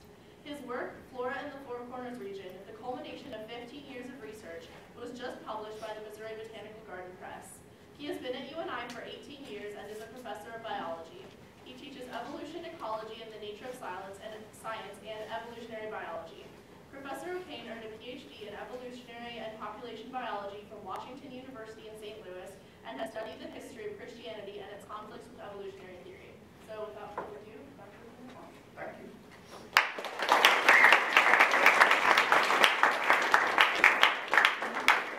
I'm not sure if I'll be making smiles on faces or frowns, but we'll soon see, because we need to answer this question and I need to get to it. So let's try this on the sides. Michael Shermer published in Skeptic magazine, and he had this to say: Darwin matters because evolution matters. Evolution matters because science matters. Science matters because it is the preeminent story of our age, an epic saga about who we are, where we came from, and where we are going. And may I say, ouch. because every society, every culture has a mythos. We all do. And the preeminent mythos in the West, pardon me if you're not from the West, but the prominent mythos in the West has been we were created, bam, instantly by a deity, and that there were certain moral precepts and certain things that happened, Garden of Eden, Tower of Babel, things like that. It's been our mythos. It's been our, this is where we came from. But there's been problems of late. Problems that really began to shine back in the age of enlightenment, when science began to say, that mythos has holes in it. And here's Shermer saying, he thinks, you may disagree, but he thinks science is beginning to replace that mythos. That there is an alternative explanation of why we are here and how we got here. So I think, in answer to that question, are they compatible? For now, I'm going to answer very briefly and say, in a word, no. Science and religion are not compatible. And we can look at some things that might support my case, like the number of people in our country and elsewhere that think the Earth is about 6,000 years old. Now, that's usually attributed to the calculations of a Bishop James Usher, who came up with that date, 23 October 4004 BC. By the way, that would be a Sunday. It's the first day of the week. What time of the day? 9 a.m. But that wasn't Bishop Usher, that was James Lightfoot that calculated that. He tried to trick me. At any rate, if that's your religion, if that is your religion, your mythos is in stark contrast to what science is telling us about a nearly 14 billion-year-old universe and say a 4.5, 4.6 billion-year-old Earth. So those are not compatible. Those are not even an order of magnitude apart, right? Those numbers are not even close. So not compatible with that. And not compatible with what's called the Omphalos hypothesis. This was a hypothesis put forward in about, I think about the 1860s that asked the question, did Adam and Eve have a navel? And the Greek for this thing is an omphalos. And their answer was to solve this problem between what science says about the age of the universe and what Scripture says is to posit that Adam had a navel. Meaning, Adam had the appearance of age. Or if I cut down a tree, that the tree stump would have rings there. It would have the appearance of age. That's the only way people of this kind of religion can explain things. So for instance, we know that we can see the Cosmos Aztec cluster of galaxies, and we calculate that it is 12.6 billion years old. But what if the Earth is only 6,000 years old? That means the light from that cluster of galaxies was created nearly here, well on its way towards the Earth. Now, I don't think science is going to buy that suggestion.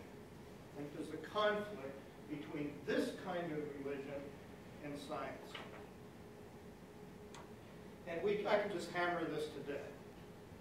We have ice cores from Antarctica and Greenland that when you count the layers of ice, each of which is a season long of snow, we've counted 800,000 years back.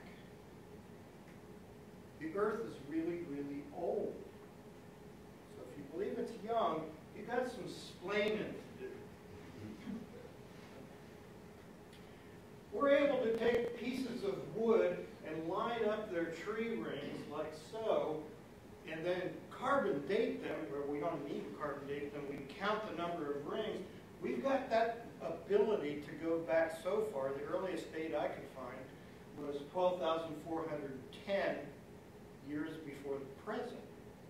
The Earth's not 6,000 years old. Radiometric dating, same thing. The Earth is much, much older than some religious people would say. And there's no way all those strata there were laid down in a single flood or even several floods over a 6,000-year period. It's just not possible. By the way, once I'm done blabbing, I'd be happy to go into more detail on any of these. But if you view the Earth as being young, and your mythos is the mythos of Genesis 1 and 2, you are in opposition to science. They're not compatible. We have fossils that say the mythos of Genesis 1 and Genesis 2 is not correct. This happens to be Tiktaalik. We have things like this that say we weren't zapped into existence but rather we evolved. There are things that we call homologies, shared derived traits. A homology. And all of these creatures have this homology. You've got the same one, right? That thing evolved. It evolved how many times? One time, right? And we can compare ourselves to, say, our nearest relatives, the chimps or the bonobos. And we find that our chromosomes exactly line up.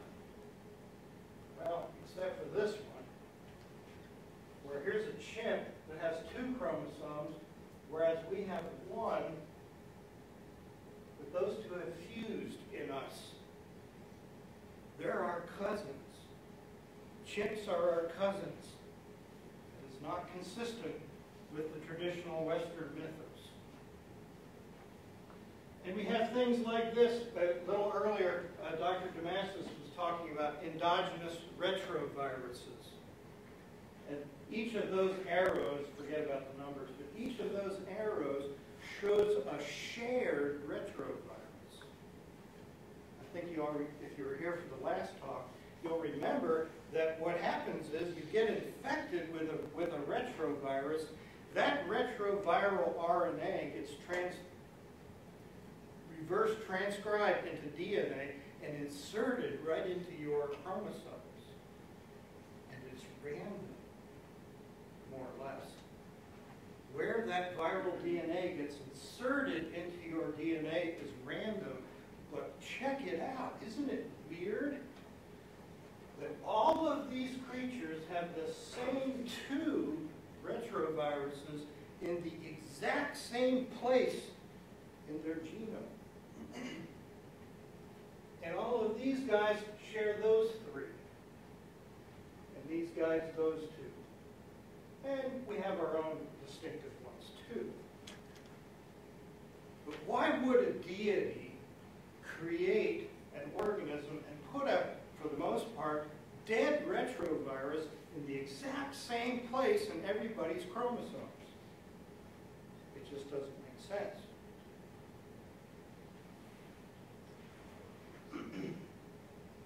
Are we created perfect, by the way?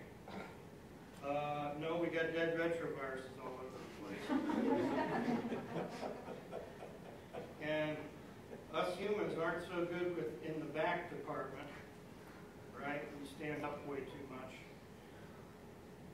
And all kinds of other problems. This is one that I never see get talked about. I love this one because some of my students are here and they know I'm a little bit nuts. I spend way too much time on creationist websites, which tends to make it. Here's something I've not seen talked about, genetic variation. Where did it all come from? If we arose just 6,000 years ago from one person, right? One person, and to make it worse, Eve was a clone of that person. So you got in your mind how little genetic variation there would be in how many years? 6,000? No, not 6,000. Less. 4,000. Right? You had 6,000 years, and then about 2,000 years later with Noah's flood, and only 8 people made it through. Right? Only 8. So how much genetic variation would there be amongst us in 4,000 years? Not much. Very, very, very little. We have the evidence that the earth is constantly being reformed, remolded, reshaped through the movements of tectonic plates. That doesn't happen in 4,000 or 6,000 years. That takes a very, very, very long time. Anybody watch the Nye-Ham debate? Does this look familiar? I stole it. It's the origin.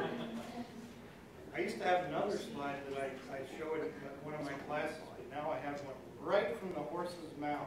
And this is what Ken has to say, and so do most younger creationists. These are what Noah took on the ark. Oh, I'm sorry, I misspoke. These are what God first created. And these folks called those, to you guys, they call them kinds. Not species, but kinds. Amongst their professional creationists, they're called baramins. Baramins. And they call themselves baraminologists. So they propose that the Creator made these creatures, okay, a male and a female, and then from there to there, that's 2,000 years, all the species of not reptiles, probably like looks like gecko. All the species of gecko arose in 2,000 years. And all the species of frog, and all of the dinosaurs, a lot of them, and a bunch of birds, and primates, and but not us, and dog kinds. And then along comes the flood, but here's how you solve the problem about not being able to fit all the animals in the ark, because that's a problem. Particularly if you read the second version of Noah's Ark story in the Bible. It appears twice. In one, he takes a pair of each animal. In the second version, he takes 7 of all the clean animals, and then a pair of all the other ones. So you can't fit them all in a boat. You cannot do it. There's too much stuff on earth. Here's how they get around it. He only took one example of each baramin. And then in 4,000 years, all that diversity came about. That's what I call super evolution. There are evolutionary biologists in this room right now, and none of us would ever even begin to think that that kind of diversity could evolve in 4,000 years. It's not possible. So it's really curious that science deniers, particularly evolution deniers, themselves believe in a version of evolution that is far more radical than what a scientist believes. That's just another example. You got one horse kind and evolves into several. You got one cat kind evolves into several. These are all real examples, just so you know that happen. And of course, we got this problem. If you adhere to the traditional Western mythos, therefore, just as though one man's sin entered the world and death through sin, and thus death spread to all men because all sinned, that's called the basis of most of Christianity, not all, but most of it. What if there was no Adam?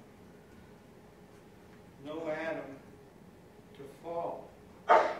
If there's no Adam to fall, there's nothing to atone for. Therefore, the coming of Jesus was pointless. Yes, evolution is indeed dangerous for religion. The people out there screaming on the radio and TV about the evils of science are correct. Science is dangerous for religion. They know it. So I've sort of had to face that in the last few years and quit denying it. Science is dangerous for religion.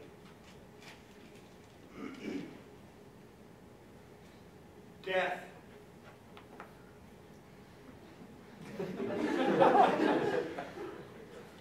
Regardless of life, strength, and teeth, in God's original creation, even T-Rex was a vegetarian like all other animals. It wasn't until after the sin of man and the curse that T-Rex became meat eater. I keep up on my journals. That's a creationist journal. I'm sorry, guys. Look at the teeth. It's not eating plants. Mythos. Steve does this to me. I can't even go into that.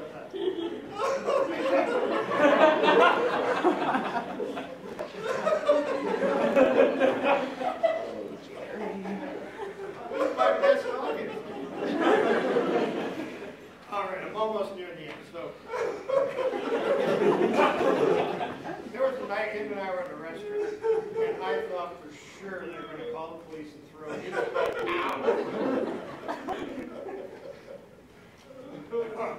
All right, so I think I've made this point, and I probably made my point too stern. But let's try. Religion is in trouble if, here's my ifs, these are Steve's ifs, it makes unsupportable claims about the physical world. It's in trouble. If your religion makes unsupportable claims about the physical, the material world, you're in trouble. Like the age of the earth, how long humans once lived, the presence or absence of unicorns, the sun stopping, the sun orbits the earth is flat, zombies once roamed around Jerusalem, remember that? Jesus rose from the dead. All the dead people rose up. Of course, no other history books record all those zombies, but they were there. A flood covered the whole earth. Second, religion, it seems to me, must ultimately be left making only claims that are scientifically untestable. In other words, religion is left with little. It's left with saying God exists, we are sinners, heaven exists. They can say that stuff all they want because science can't address it. So you better limit what you say to what is not addressable by science. And lastly, religion, it seems to me, must ultimately be left able only to make claims that are not at odds with physical evidence. That's what I think. So, does evolution undermine religion? Yeah. Why? Because religion, notice I'm cheating, some religion, denies the findings of cosmology, biology, physics, earth science, medicine, archaeology. You can read the list. Some kinds of religion. If your religion's like that, you're in opposition to science, and they're not compatible. But then, are they compatible? So does evolution undermine religion? No, kind of, because it only undermines a certain kind of religion, the one I've been bashing all along. The one that makes claims about the physical world. But it doesn't have to be. Evolution does not have to undermine religion, just some. Biblical or Quranic literalism is in trouble. Christianity, here's one that I think Dr. Sonson will probably pick up on, I hope. Bolded it last week. Christianity may be in trouble if it is based on atonement theology that is linked to the fall of a literal Adam. So that one's pretty broad. That whole religion, Christianity, might be in trouble if it's linked to that physical claim. Okay? So, you want to know more? Jerry's up. And by the way, thanks for tolerating me.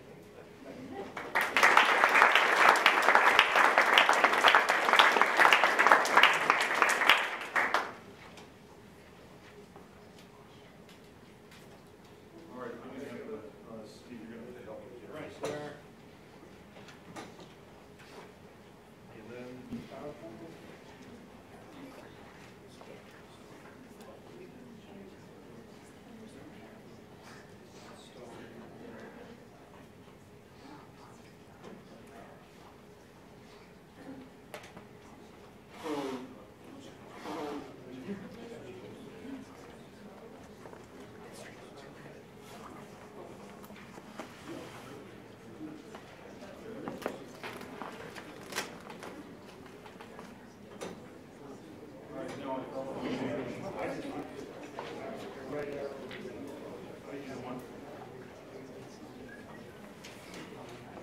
All right, I want to begin by thanking the organizers of the Darwin Week for inviting Steve and me to come and talk about science and religion conflict or compatibility.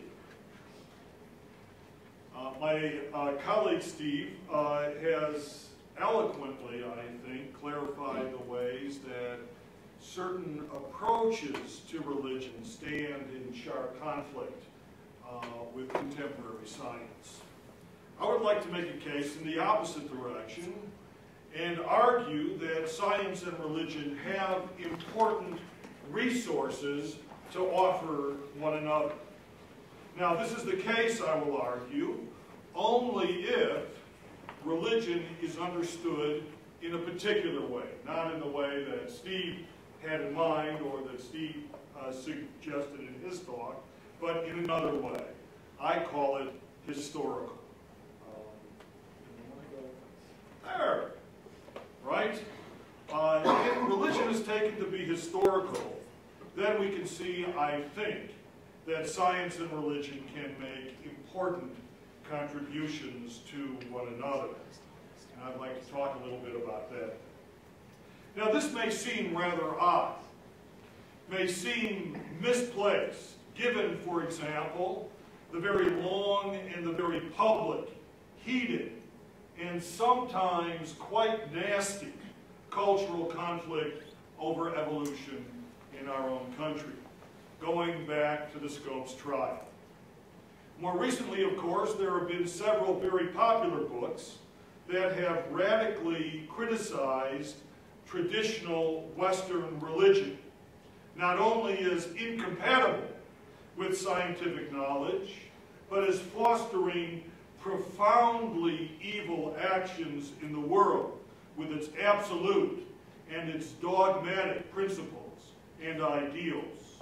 I'm thinking in particular of Christopher Hitchens' book, God is Not Great, and Richard Dawkins' book, The God Delusion. It's helpful to see, I think, that a good deal of the conflict here is found or is grounded in a particular interpretation of religion. Namely, the idea that religion has to do with supernatural powers. Powers, that is to say, not bound by the laws of nature. Powers, moreover, that stand apart from nature and even are taken to create and rule nature. This is really a dualistic picture of reality. Two realities, the divine on the one hand and nature on the other. The divine, moreover, is taken not only to have supernatural power, but also superior truth and goodness. And this truth and goodness, it is said, has been uniquely revealed in the sacred scriptures, in the Bible, the Quran, the Vedas, and so on. This dualistic picture of reality does, in fact, as Steve pointed out, I think, quite well, does in fact conflict with science. But not only with science, I would say, it conflicts with all of the academic disciplines that generate knowledge about nature and human life in the university. Because in the academy, we assume, first of all, that there is really only one world, one reality, a world of interconnected events and patterns, symbiotic world. And secondly, that knowledge is knowledge of how these events and patterns are connected. Knowledge that emerges through investigation of evidence within this one world. So if we accept the interpretation of religion as belief in supernatural powers, it's quite understandable that its conclusions will stand in sharp conflict with the conclusions of science. Now this is where I'd like to propose another interpretation of religion. In particular, I propose to look at religious life from a historicist perspective.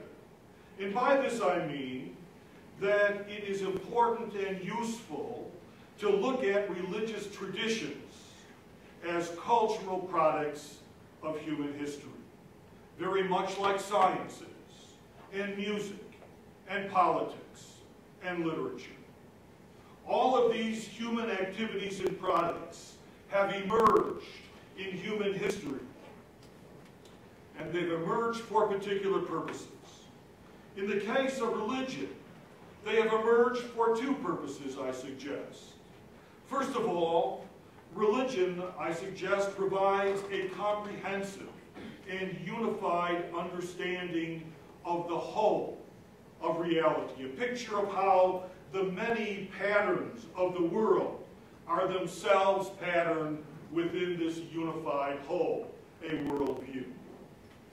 Secondly, they provide orientation and direction in life in the midst of tragedy and brokenness and loss. And as such, they provide hope and purpose and fulfillment so that people can get out of bed in the morning and carry on even in the worst of times. Now, the need for these religious purposes or functions, I would suggest, arise naturally in history as cultures become increasingly complex. People naturally come to ask, how do the different parts fit together? Where does it all come from? And where does it all go? With all of the many values and ideals around us, what is really most important? What is worth dedicating my life to?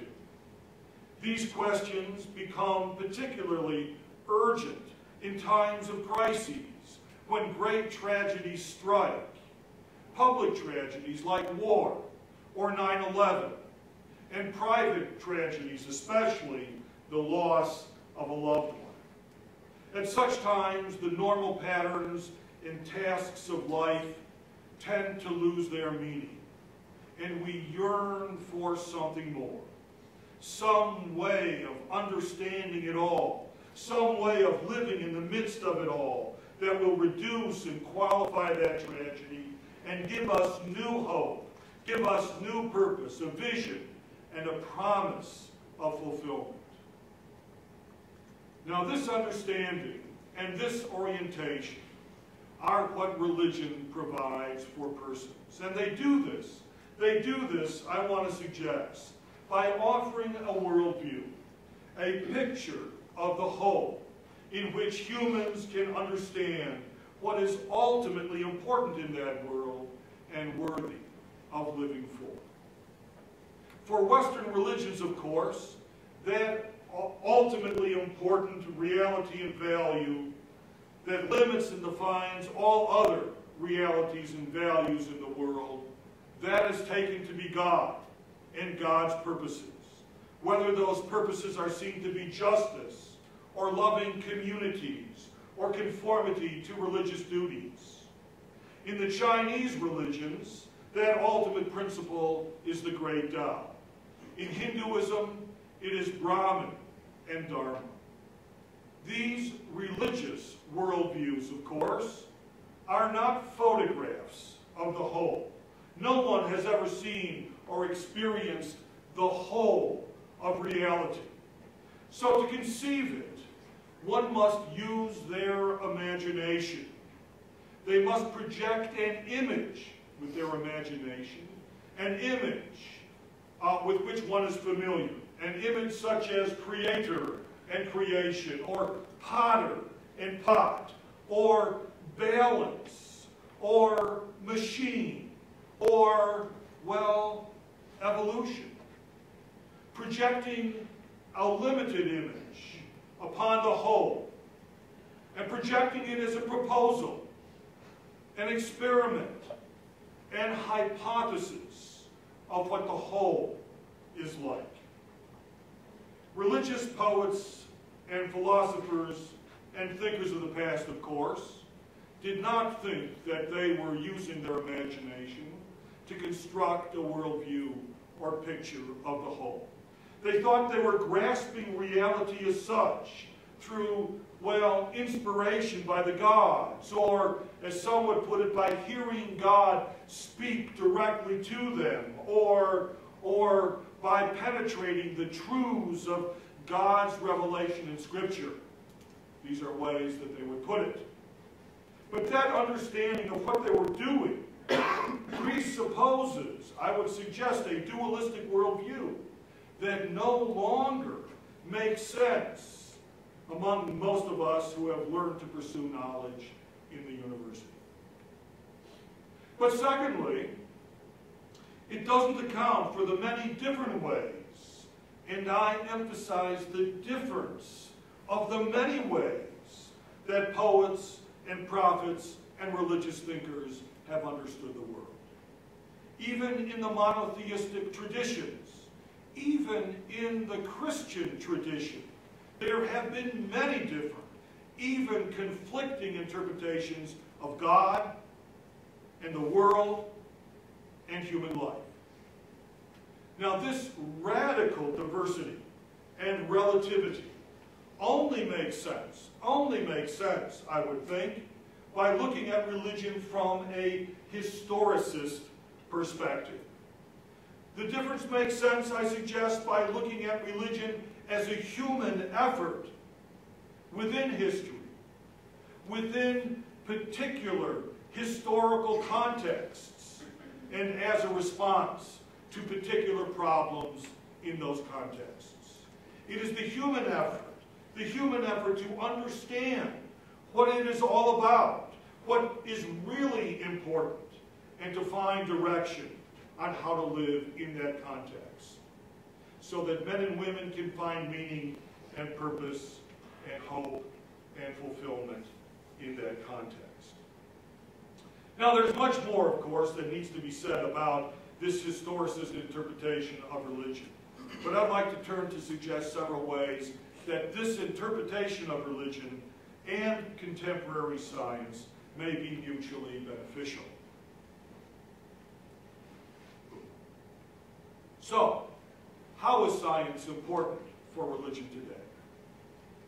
Well, for one thing, science, I would suggest, science in the broadest sense, as a set of assumptions and methods and conclusions, has a decisive impact on culture, shaping our view of the world, of what is knowable, what is even open to knowing, and what is not. If religious traditions are to remain viable today for persons influenced by this, then it is imperative, I think, to find a way to make religious worldviews compatible with these scientific assumptions and conclusions. After all, one fundamental purpose of religion is to guide human interaction in this world. And such interaction can be fruitfully guided, I would suggest, only if we can understand the world in which we live. So one task of religious thinkers, of theologians today, therefore, is to take up and to use contemporary scientific knowledge about the world in order to sketch out a relevant religious worldview. The second contribution science can make to religion today is this: that some of its central themes can be used as fundamental symbols and metaphors in constructing a viable religious worldview today. Now, I am thinking in particular of the theme of evolution. This is an extraordinary theme, and it informs all our efforts to increase knowledge of life on Earth. It is presupposed in all of the biological sciences and also in many of the social sciences. It lies at the very heart of their epistemological methods. The concept of evolution, of course, is subject to various interpretations. Today, neo-Darwinism seems to be the dominant interpretation. And by this I mean to highlight the idea that evolution is taken to be value-free. Adaptation, for example, is taken to be neither good nor bad, neither better nor worse. Certain adaptations take place. They simply are. They simply are the case, and they are simply noted.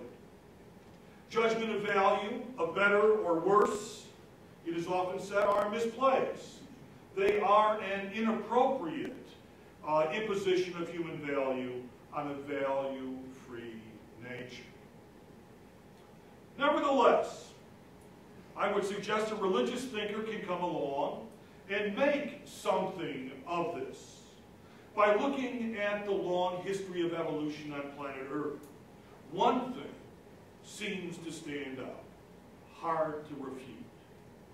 Over time, increasing levels of complexity, symbiosis, have emerged from pools of single-celled slime to a bunch of folks like us sitting in this room talking about single-celled slime. Moreover, as each level has emerged, new and richer possibilities of value and fulfillment have opened up. The most recent level of complexity, of course, is human nature, with its possibilities of self-consciousness, of knowledge, of freedom, and of moral responsibility. Having this picture of this long sweep of evolution before us, it would seem possible, not necessary, there's no necessary compulsion here, but possible for a religious thinker to take a step beyond current scientific thinking and suggest that this long evolutionary picture looks as if something more is going on here than mere blind and random variation. Positively stated, it looks as if there might be something in the very nature of things that pushes in the direction of increased complexity. Stated another way, there seems to be a sort of creativity at work here in the way that things themselves work. Now, if a religious thinker were to move in this direction, they would be speculating on fundamental assumptions about reality. Attempting, that's to say, to put together a picture of the world that is consistent with science, but also that moves beyond it to talk about ultimate reality. Making more of one's scientific themes than scientists do in order to provide an overall picture of the world that might guide human action in meaningful and fulfilling ways today. But what about science? In what ways might religion benefit science? Well, for one thing, my historicist interpretation of religion might help scientists who have grown weary of battling religious folks who criticize scientific work because it violates their own religious doctrines. It might help these scientists to see that, well, they too have religious assumptions. The most important religious assumption that they hold, in fact, is this: that knowledge of the world is good, is worthy of pursuing. Now, this in turn assumes that the world is a genuine home for human beings, that the world is for us, ultimately in support of us, and doesn't stand ultimately over against us. It turns out that there is no unequivocal evidence for this, that the world is a home for us. Yes, many of our scientific discoveries have been extraordinarily beneficial for us, especially in medicine. But we only need to recall our nuclear and chemical weapons to remember that our science has brought us to the very brink of destruction and extinction. So the evidence, it turns out, is ambiguous.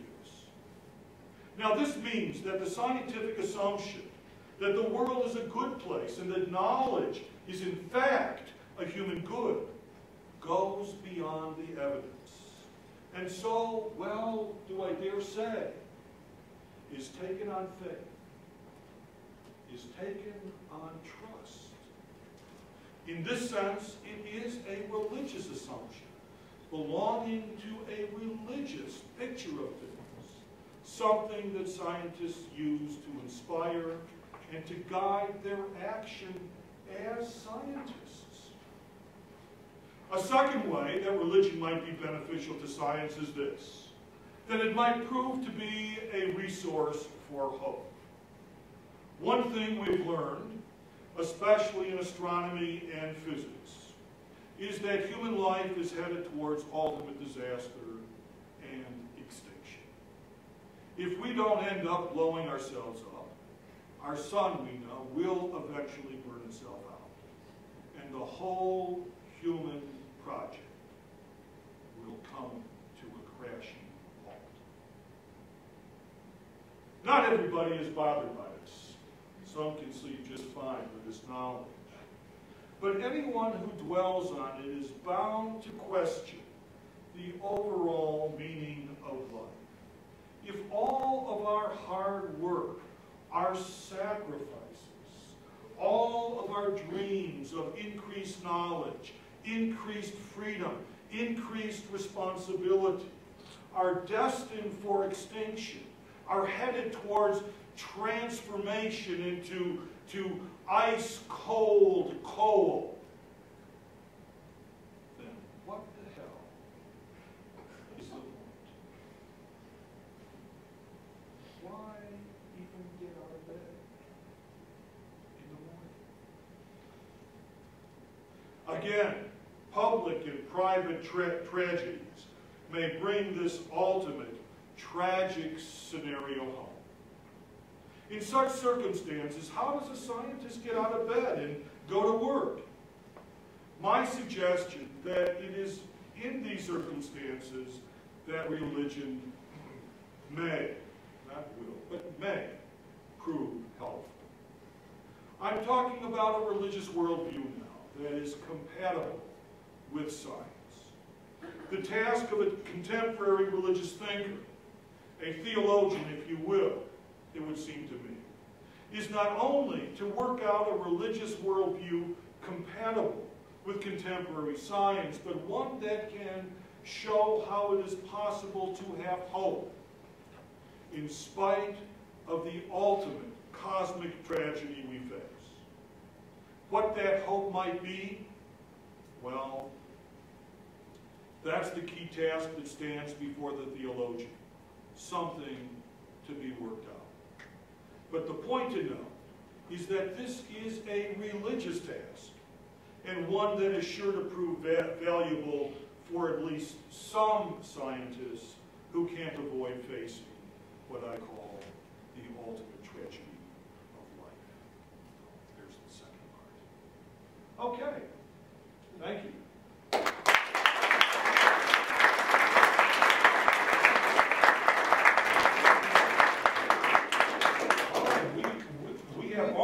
Almost a half an hour. Is this mine or is this yours? It is mine. Okay. I think, no, it is. So we thought that we would take questions rather than address each other, which we may end up doing based on the questions. Take questions. The answer to your question of why somebody would get up, because life is precious. This is the only life we have. There's nothing beyond. So this life needs to be valued. Where religious view, as long as I believe the right thing, my life goes on forever. Well, that's one religious view. No, that's a philosophical view. I think what you're talking here is not a religion, but simply philosophy. Yeah, I would tend to agree. I would have to say you laid out a very useful philosophy. Okay, but then you're defining religion in a very narrow way, aren't you? I am. So, okay, I am going to address it.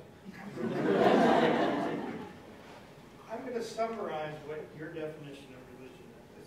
It's going to be overly simple, but I think more or less true. Religion is a useful metaphor. It's a useful worldview. The question is it true? And when we're talking about ultimate reality, the question of truth is not something that is verifiable in a direct way, right? The importance, I think, of a religious worldview is its ability to give us, as I suggested, an overall picture of how things hang together, how it's all unified, what the overall pattern is, and at the same time giving us direction for how best to live within that world so that we can find meaning and purpose and fulfillment and so on. Now that question of direction is not just knowing, it's living. That is religious in nature. When it comes to the question of meaning, how do we find meaning in life? That's a religious question. All the great religious traditions have tried to deal with that. I'm suggesting that there's more than just these ancient religious traditions, that we can work out a contemporary religious picture ourselves, one that is compatible, like I say, with science, and that still gives us not only understanding, but gives us direction on how best to live. There's very little that is comforting in getting direction from something that we just made up in our imagination. In fact, to me, that offers no comfort at all. Well, there's a difference between saying, That's what you're talking about. well, one could say yes and no. You know, the only way for us to grasp the whole is with our imagination. All religious pictures are grasped by our imagination. Anytime you go beyond the evidence, you've got to use your imagination. Now, does that make it imaginary? Well, there's no way to say, I have grasped the truth, finally. Well, yeah, imagination, I have to say that once we go beyond the evidence, whatever that is, we have to use our imagination. Now, is it false? If that's what you mean by imaginary. Well, if it is false, then surely it's not going to give us direction, right? We're going to run into walls all the time. It's just philosophy. Religion has nothing to do with it. You change religion into a philosophy instead of meaning. Okay. So your view of religion as a theologian was a very compatible view with science. But in our modern society, we find that a lot of our religions aren't very compatible. I would call them dogmatic in that they hold on to certain ancient principles and seem so unwilling to compromise in the face of evidence in our society. So how do we move our society away from a dogmatic approach to religion towards a more compatible working definition of religion, like the one you described? Sure. It seems to me that you're kind of reiterating some of the things that much of what we classically think of as religion is just not compatible with science. It just isn't. And I admire Jerry's efforts to come up with something that stands in for, a new view of religion that is compatible. But your question is telling. How does one get a populace like America, particularly like an American populace, or if we move out of America, let's go to Saudi Arabia. You know, we pick your favorite spot where religion's problematic. how does one get folks to stop, how would I say it, worrying about the conflict of science and religion and just start facing life? I wish I had a suggestion. Let me respond to Corey. This is one of the great problems of life, I'm afraid. One of the difficulties, and one of the reasons that this large flood of books are coming out right now attacking religion, they're attacking a particular kind of religion, the kind that you are calling dogmatic. A variety of people stand there saying, I've got the truth. And then another group says, no, I've got the truth. And then another group says, I've got the truth. Another group says, I've got the truth, right? And they don't only claim the truth, they get really upset when different people start acting against what they take to be the good, right? Whatever that might be, and it's tied up with their dogmatic picture of the world.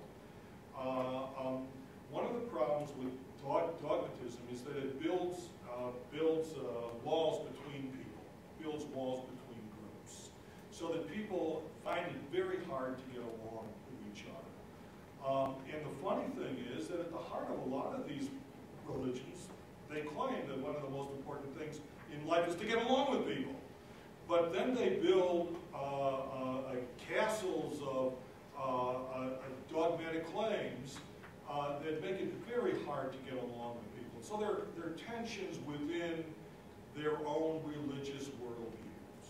I would suggest that one way of helping people move beyond the dogmatism is to recognize the tensions within their own pictures and ask, what is really important to you then? Is truth the most important thing, or is getting along with people the most important thing? Is care for the neighbor the most important thing, or is it beating the hell out of people who you really don't like because they act in a way you don't like? What's the most important? And so exploit or show or work with, help expose the tensions that are within these religious traditions, because there's lots of good as well as very serious problems. You know, I think a lot of evolutionary change that some of these people are settled down. It's so driven by tribal all kind of power, but also explored what you're saying. So it's all almost what you're saying. The science shows something that Buddhism has to change. Which I think what you're saying. It's facts are facts. Something else. Will never, you got people running to kill their neighbor just because, I mean, they're supposedly the same religion, but, they were going to act different. It's been observed really by Dr. Bob right there. We've talked about it before, but we know often that when science comes up with something new, who's got to change, science or religion? Every time it's religion. Religion has had to back up, step to the side, more and more and more. Science is really driving. Well, yeah, and here's the problem for people who are religious on the one hand, religion in the more traditional sense, and become educated. Here's the problem. They end up with a major tension in their lives, because one is a supernatural world for the most part, especially Western religions, and the other is a natural world, one world. Right, so there's there's a kind of dualism over here, and there's a unified one world picture here. And there are serious tensions, because nobody comes to my humanities class and hears me say, when I talk about the ancient Hebrews, that God came in and really saved the Hebrews from the Egyptians. Man, you should have seen what he did. He sent these terrible plagues and so on, right? No historian is going to talk that way. No biologist is going to say, well, when that guy was really sick with cancer, God came in and opened him up at nighttime and fiddled around with the cells and straightened them out. Nobody's going to, no scientist will talk that way. It's difficult for us to conceive of a world in which some power outside is going to come in in terms of what we know. All right, so what happens for a lot of people is either they learn to live with two different worlds, right? You know, they go to church on Sunday and they believe in the miracles and, you know, the biblical stories and all that sort of thing at face value. Then they come to their laboratories, you know, and assume a different set of presuppositions about the world. Or they give up one or the other. A lot of people who have been highly educated give up the supernatural world. They just say, I'll have nothing to do with religion. It's all problematic. It's filled with fairy tales and so on, right? And so I'm not going to have anything to do with it. I'm just going to, you know, live in the world that I know in science and history, social science and so on. Other people will say, well, you know, damn that science crap, you know, I don't care about that. It's just, you know, they're just trying to trick us, right? You know, what I really believe is this religion stuff, right? And so I'm going to do my best to take what Steve has to say and show him how, well, there's another interpretation possible. Like those tree rings, right? You know, God planted those in the Garden of Eden just to fool you, right? So that's another way. You know, it's either that you learn to live in two different worlds, or you give up one or the other. There's a fourth option, which is to say, look at how religion functions in culture. Why don't we look at those functions and see if we can find a way to create a worldview that functions like this, but without that second set of supernatural presuppositions, so that we can live in the world that we know, but we can also be guided by that picture of things, so that we can find meaning and fulfillment and hope and so on. I think that's what Michael Sherman was saying, is that as we gain more and more and more knowledge, the science informs us more and more, our mythos is changing. Our mythos, in fact, is changing. So probably if we survive another 200 years, Yeah, we'll be all right. Yeah. So to me though, it's the argument that's being made here is kind of conversational gerrymandering. It's you know, I get where you're coming from. I understand you know you're approaching it from a pretty scientific standpoint, it seems. But by and large, and I'm going to use America as the microcosm of your society, is not that way. You know, by and large, people that are religious within this country are very religious. They don't separate, you know, the idea that religion, you know, is a tool of mankind, albeit a crutch, in my opinion, and that religion is, you know, supernatural. They're removing the supernatural element, in my eyes, isn't going to do anything to convince anyone out there who is a younger creationist, or, you know, someone who is a true believer, believes in the mysticism. People, you can look in the phone book. People read their angels, you know, they read their auras, things like that. It's preposterous, but I don't know. I get where you're coming from, but I feel like you kind of sidestepped a lot of the argument here today. Let me comment, then you take that.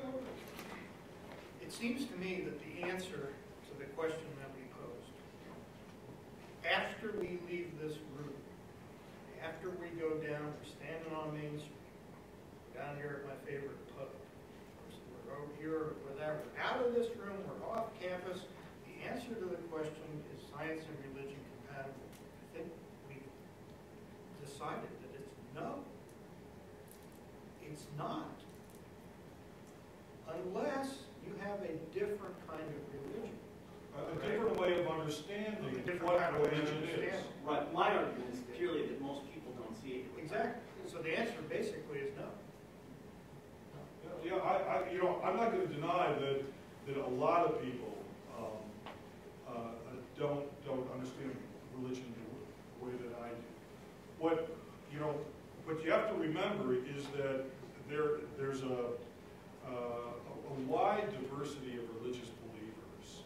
The most vocal of the religious believers are the super conservative fundamentalists. Yeah. Right? These are the people that you hear. It makes people think, well, all religious people are like that.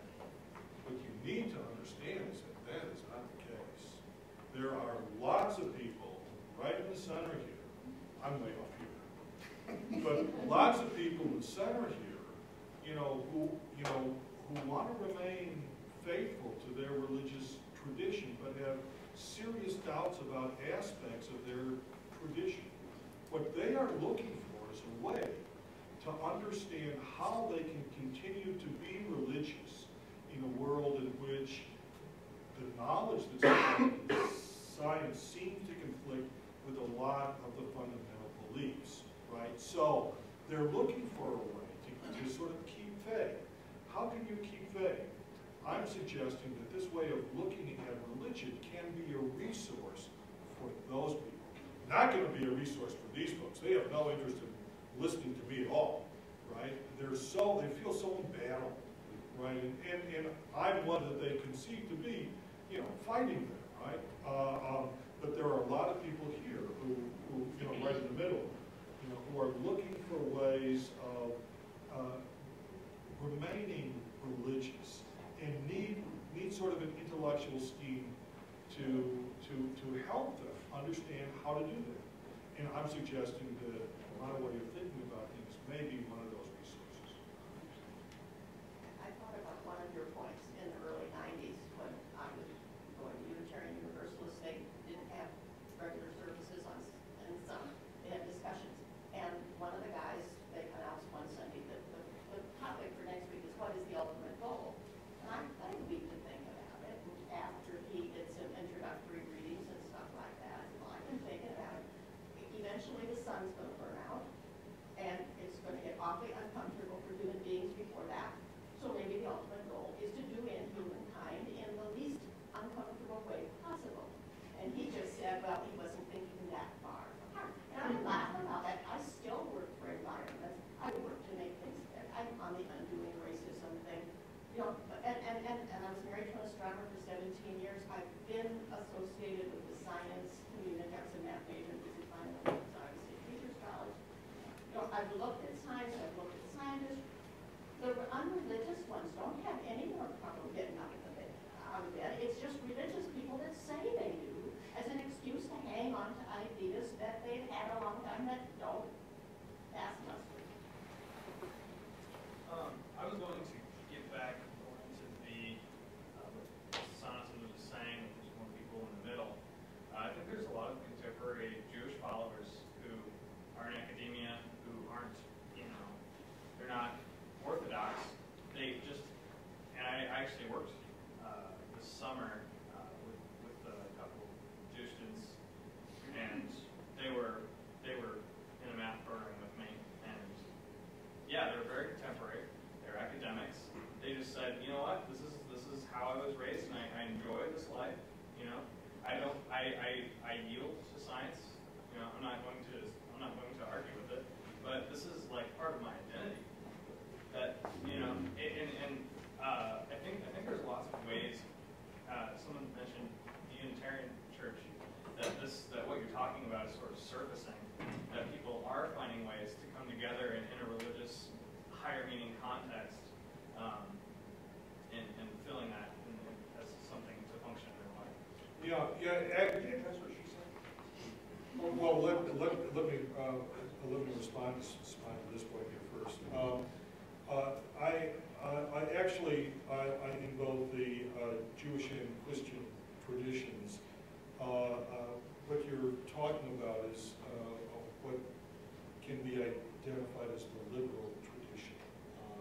Since the 18th century, there have been a lot of people who have tried to reconceive the world in ways that make it possible for them to continue to remain faithful to the scientific conclusions and methods and so on, and yet also be religious. So there's been a strong history of reworking the traditions, and so your friends might be a part of the more liberal wing of the Jewish tradition.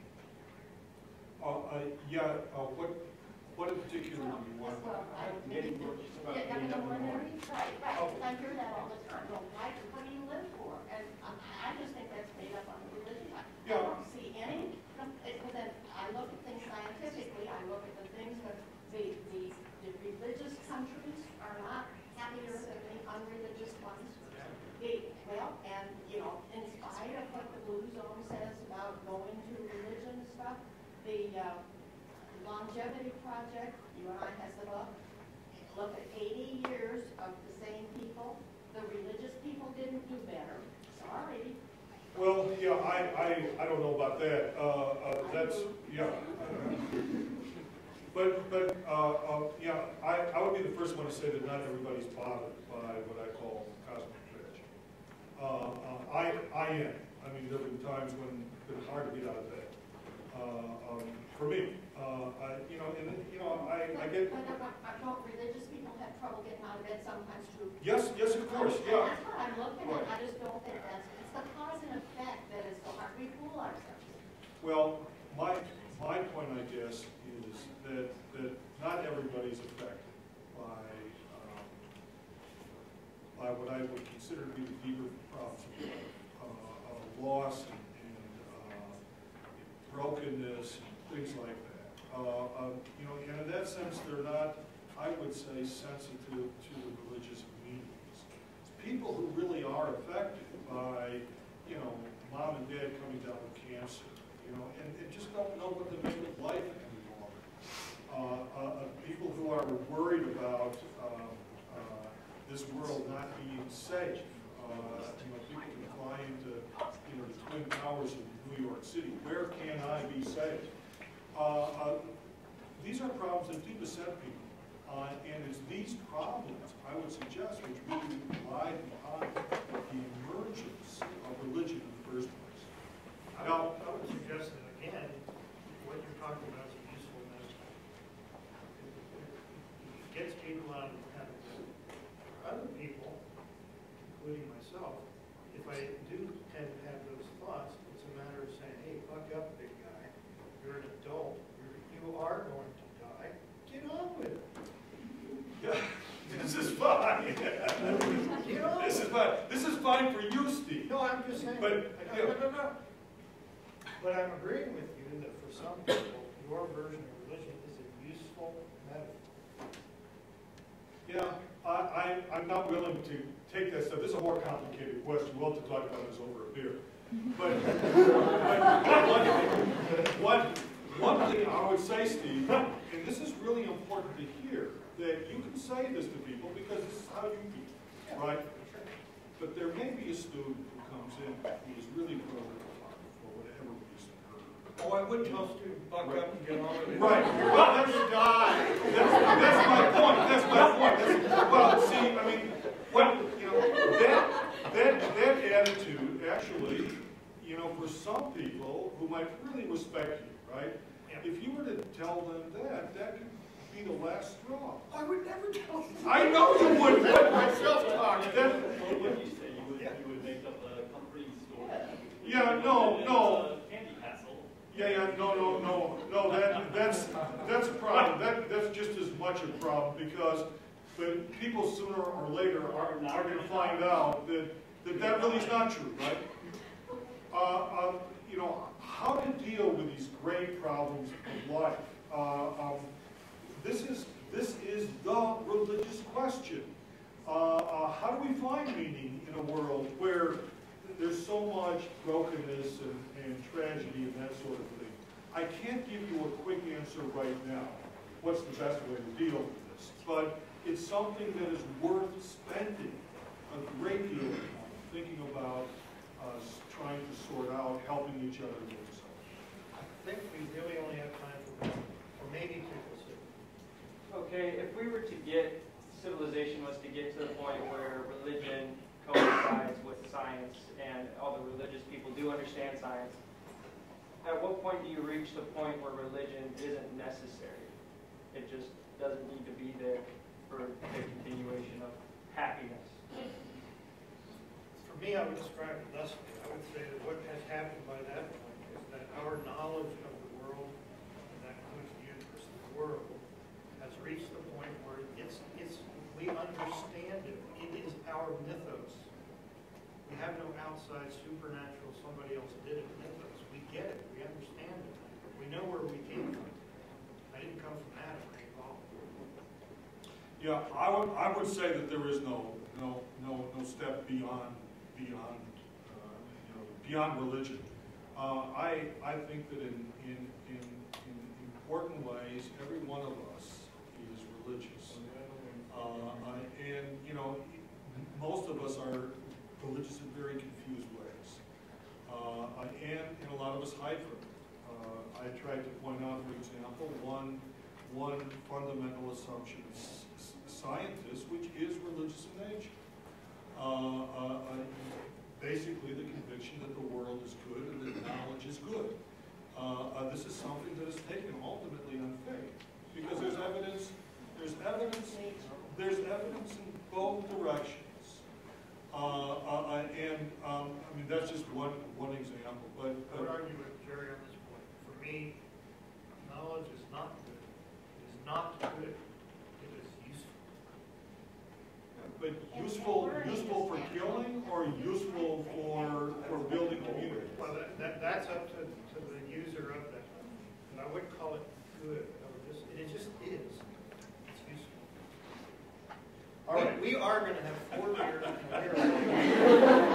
We really have our next week, I believe. Next week, all right. That's right. Yes, next week. That's right. We are. I think we have to get out of here. Yeah, yes. Okay, thank you all.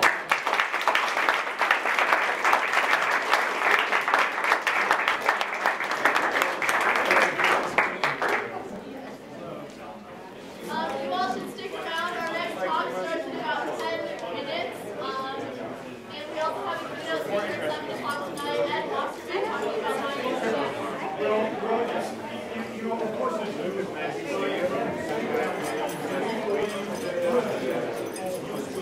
will see you.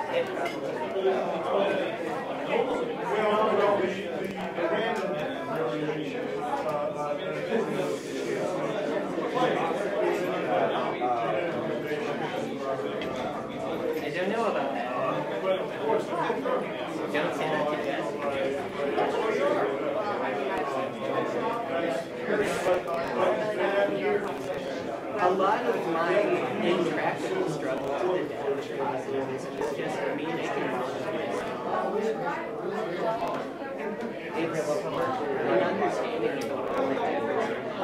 I don't feel that it's one that should be smashed or subjected to a very substantial or something.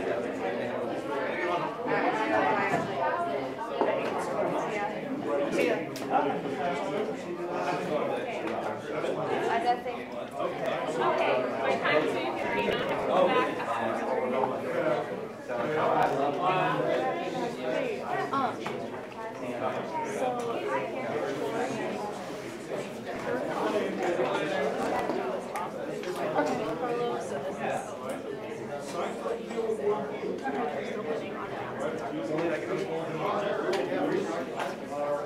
Okay, bye y'all. Sorry, I can't steal it. Not like.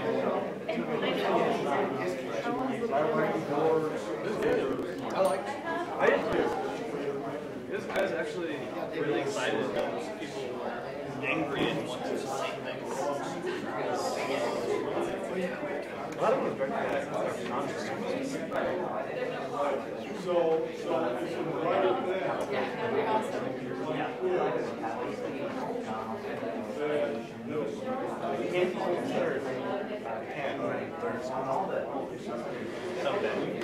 I tried.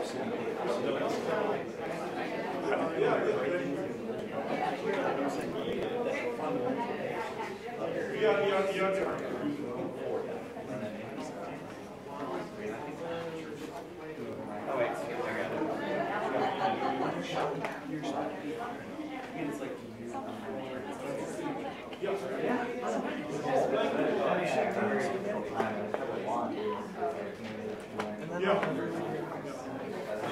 Oh yeah, that's right.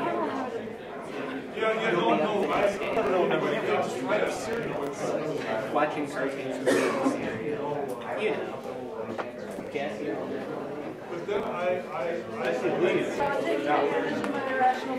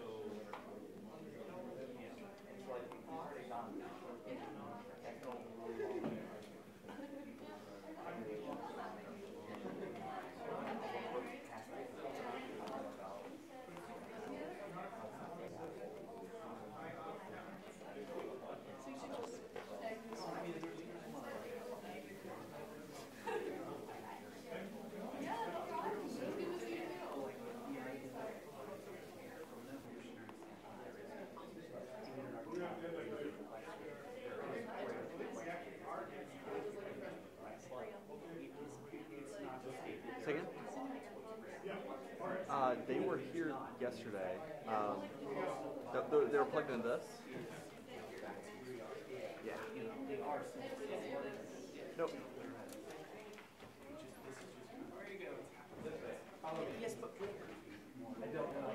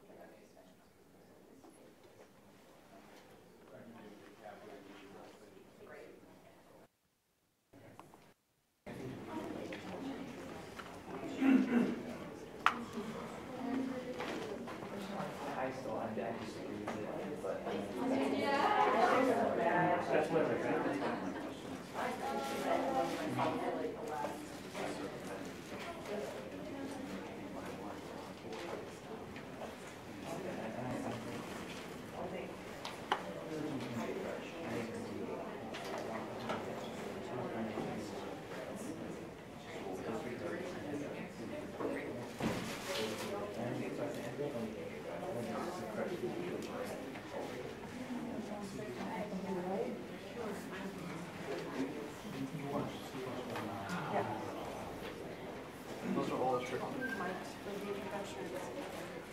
For you? Just use the microphone. I'm always organizing things. How's it going? Good. Yeah, it's actually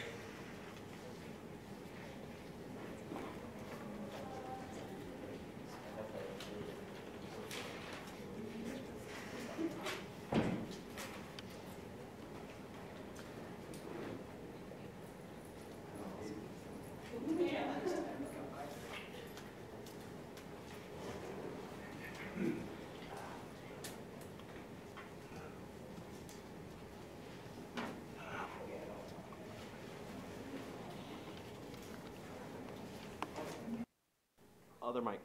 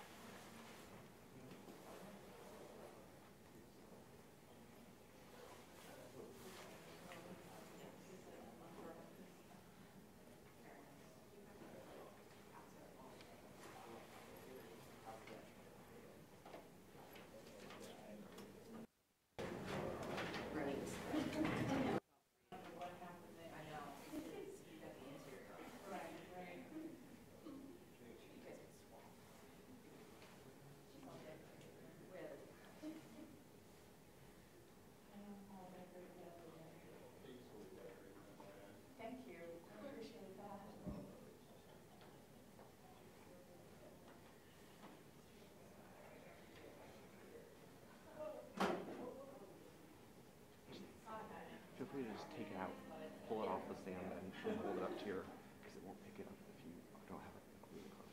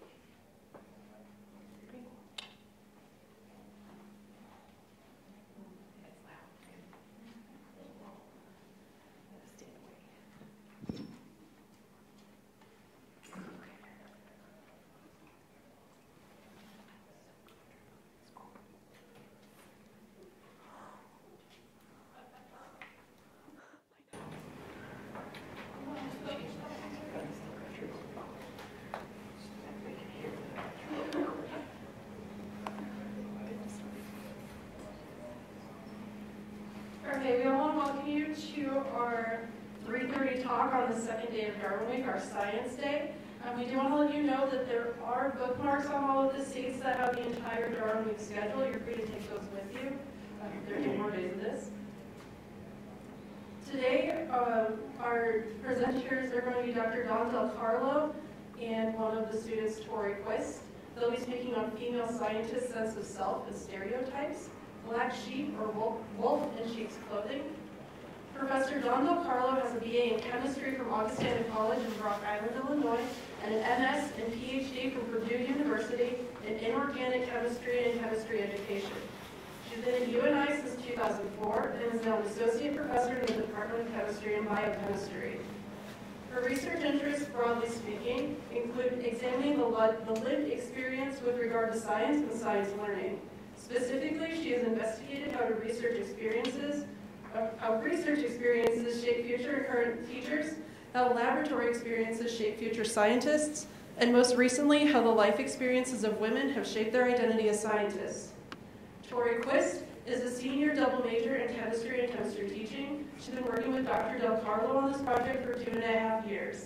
So we want to ask you to help us join in welcoming Dr. Del Carlo and Tori Quist.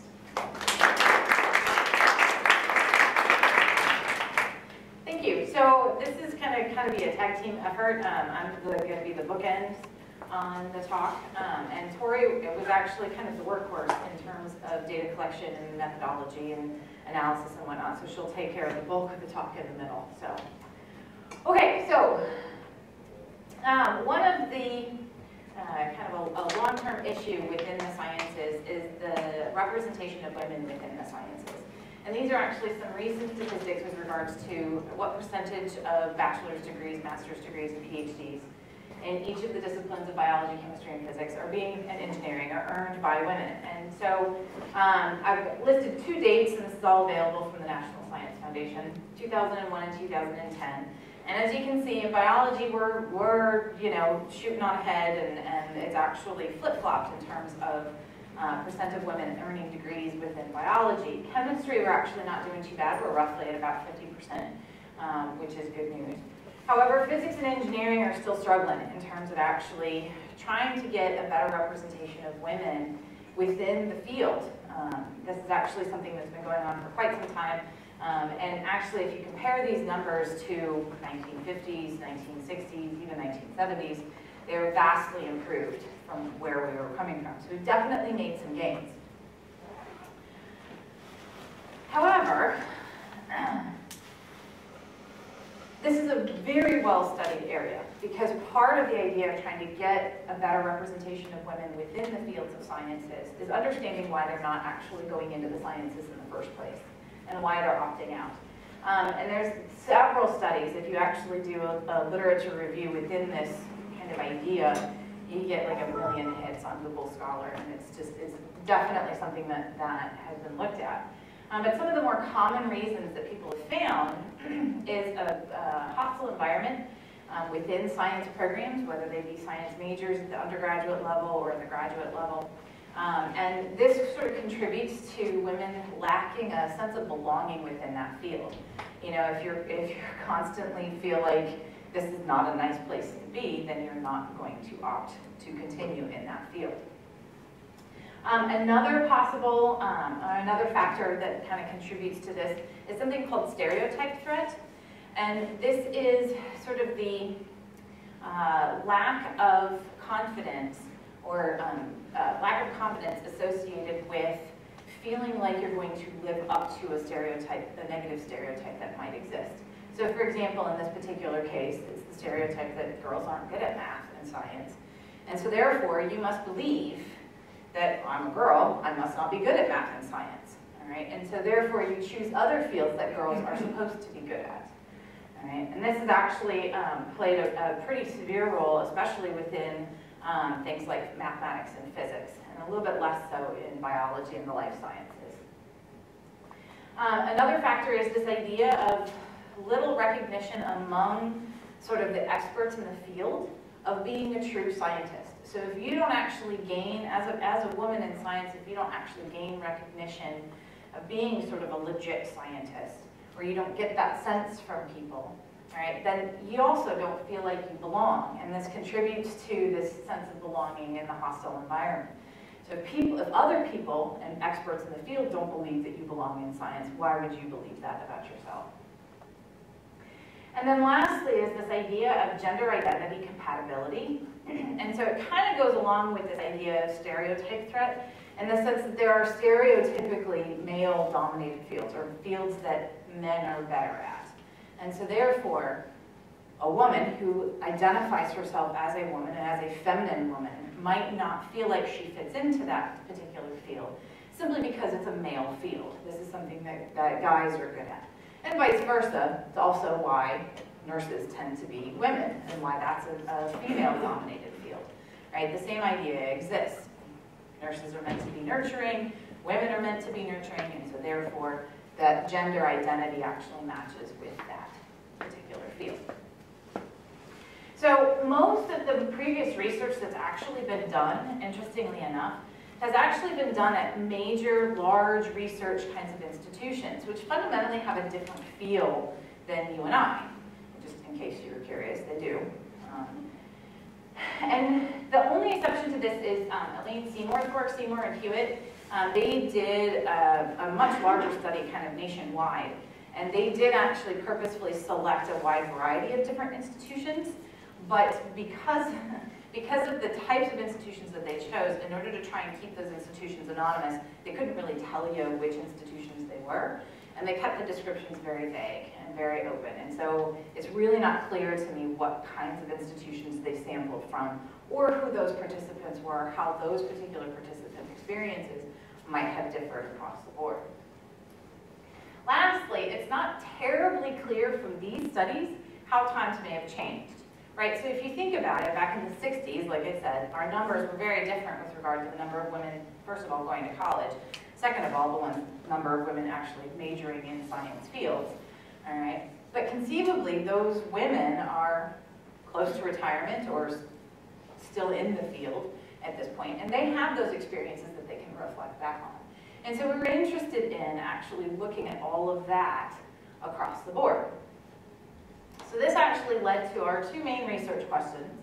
The first of which is, how do the perceptions of women entering STEM fields compared to those of women in established careers in academia at a primarily undergraduate institution? So this kind of hits at, all right, let's look at what women who have been in the field for quite some time, what their experiences have been like, compared to, say, you know, a freshman or a sophomore in college just entering the field.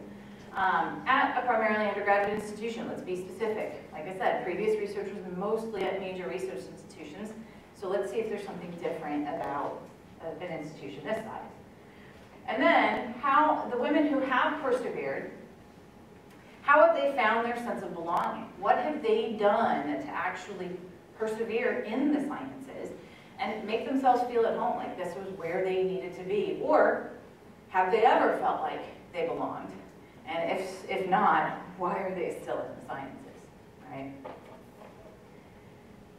So, as with all good research, you actually have to kind of frame your questions and frame your project in what's called a theoretical framework.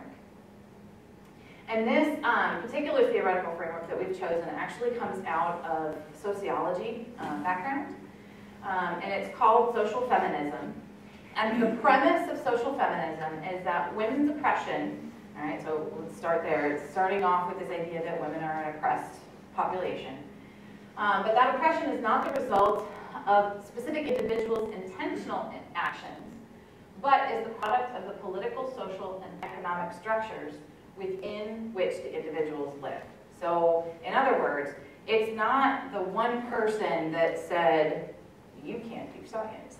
It's the entire societal structure and the culture of the department, the culture of the program, the culture of society, this idea of gender identity within the larger context that actually shapes sort of these experiences for women. And so our study was really interested in, okay, so what are those experiences? What was the social climate? What was the culture that these women actually went through when they were making their choices and when they actually decided to do what they were going to do? So that's essentially the premise of our study. And at this point, I'm going to turn it over to Tori.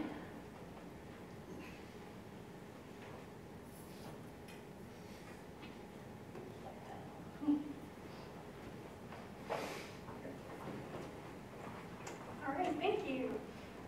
Okay, so I'm going to talk about what we did to find our results. Our study was broken up into two different phases. Our first phase started with just chemistry women. So we started with inviting students and faculty and staff involved in the undergraduate research program here at UNI. We started by asking participants to fill out a self-efficacy survey, which was just a 5-point Likert type scale that asked them how sure they were that they could complete various science-related tasks, from summarizing a science article all the way up to pursuing a graduate degree in science. They were also asked to fill out a personal statement in which they just talked about some of their personal experiences, how they got to where they were, that kind of thing. And then we had some semi-structured interviews which lasted between about 60 minutes and 90 minutes. And these, we took the survey results and the personal statements and sort of geared our questions towards individual participants. We had 9 participants in phase 1. We had 4 instructors, faculty or staff, and 5 students. We took the interviews and we typed them up, and we took the personal statements and collected those electronically and uploaded all of this into a nifty program called InVivo. And then we used grounded theory, which is just a data analysis approach, and we took the texts, we read them, and we reread them, and eventually categories start emerging from the data. Different interesting things started appearing from person to person. And then we could take the text sections and actually put them into these individual categories so that we could easily compare against different categories. We then made a category matrix. So we had a list of categories going down a column and down the rows, and it showed us how often different categories overlapped, and different amounts of overlapping can result in different relationships. So you can see how things interact, what categories are related, and that shaped some of our conclusions. Here's a list of our phase 1 participants. As you can see, we have from a high school student actually all the way through a retired faculty member. So the 4 most interesting codes that we came up with, and codes are just a fancy word for the categories that we came up with, were accomplishments and goals, interest in science, motivation, and support. And I'm just going to spend a little bit of time talking about each of these. So accomplishments and goals. Women across the board worked very hard to get where they are, and they're relatively content with where they are in life. They're happy with what they've achieved. And their goals are actually relatively short-term. They aren't looking, 20 years down the future. They're looking at what can I do in the next 5 or 10 years. So for example, Miranda, a faculty member, says that one of the main things that pursuing science has taught me is that I'm capable and I can learn. Even though it's a challenging subject area, it really taught her that she can pursue these things and she can succeed. And then GT, a student, talks about a short-term goal. She says, I want to finish my master's, and she wants to get a PhD, but if not, she knows that the master's will still get her a good job. So she's not exactly sure what she's going to do, 10, 20 years down the road, but she has a general idea of where she's going. It's a relatively short-term goal. Sally, a faculty member, when she asked where she wants to be 10 years from now, says, me, but with tenure. So she is fairly content with where she is in life, and again, fairly short-term goal. Interest in science. Most of our participants were somewhat always interested in science. Only a few had a certain experience that really that sparked their interest in school. So, for example, Adeline, a faculty member, she was talking about a time that she job shadowed her uncle, who was a food chemist, and it was in junior high, and this was her first awareness of science and of liking science. She didn't realize she really liked science until this particular moment. Whereas Lynn, a student, says, I really don't know for as long as I can remember. It's been that this is what I want to do with my life for as long as she can remember. And then Sally, a faculty member from elementary school, she says that I can't remember that I wanted to be anything in particular when I was really little, but even from elementary school, she knew she wanted to be a scientist or an engineer, something in that category. Motivation was something that was really interesting for us. All of our participants had very, very strong intrinsic motivation. They were very self-driven. They didn't necessarily have family members that were in the sciences and pushed them into science or anything like that. They chose to be in the sciences. And we actually found a saying, the Nike Just Do It. We called that our Nike form of motivation because they just do what they're interested in. They were interested in science, so they do science. It makes sense. And they don't necessarily know where it comes from. They don't know where this motivation comes from. They just know they like science and that they're going to do science and succeed in science. So, for example, Adeline, a faculty member, when asked where the idea of wanting a PhD came from, she says, I don't know. It's just the end. It's the highest degree. That's what you're supposed to do. So it's a very intrinsic form of motivation. Sally says, I just did what I wanted to do. Not like in a horrible, selfish way, but she just did. She liked science, and so that's what she did. And Lynn, a student, says, there's nothing that I want to do besides do science. So it wasn't an option for me giving up. I just kept going. Even when she had struggles or challenges, she kept going because there wasn't anything else she was really interested in. Support was also a very interesting subject. Our participants had very supportive families, but not necessarily towards science specifically. They weren't being told, oh, you need to go into science, you're good at science, do science. They were being told, what are you interested in, and let me support you in that. They also had supportive, smart friends and mentor teachers that, again, we'll talk a little bit more about this in phase 2. They were mentor teachers in that they inspired passion for the subject, not necessarily in like career and support, decision making, that kind of things. So Sally, a faculty member, says, I don't know that I felt supported in a way by your family. That it was like, it's great that you're going to do this. We always hoped you'd be that.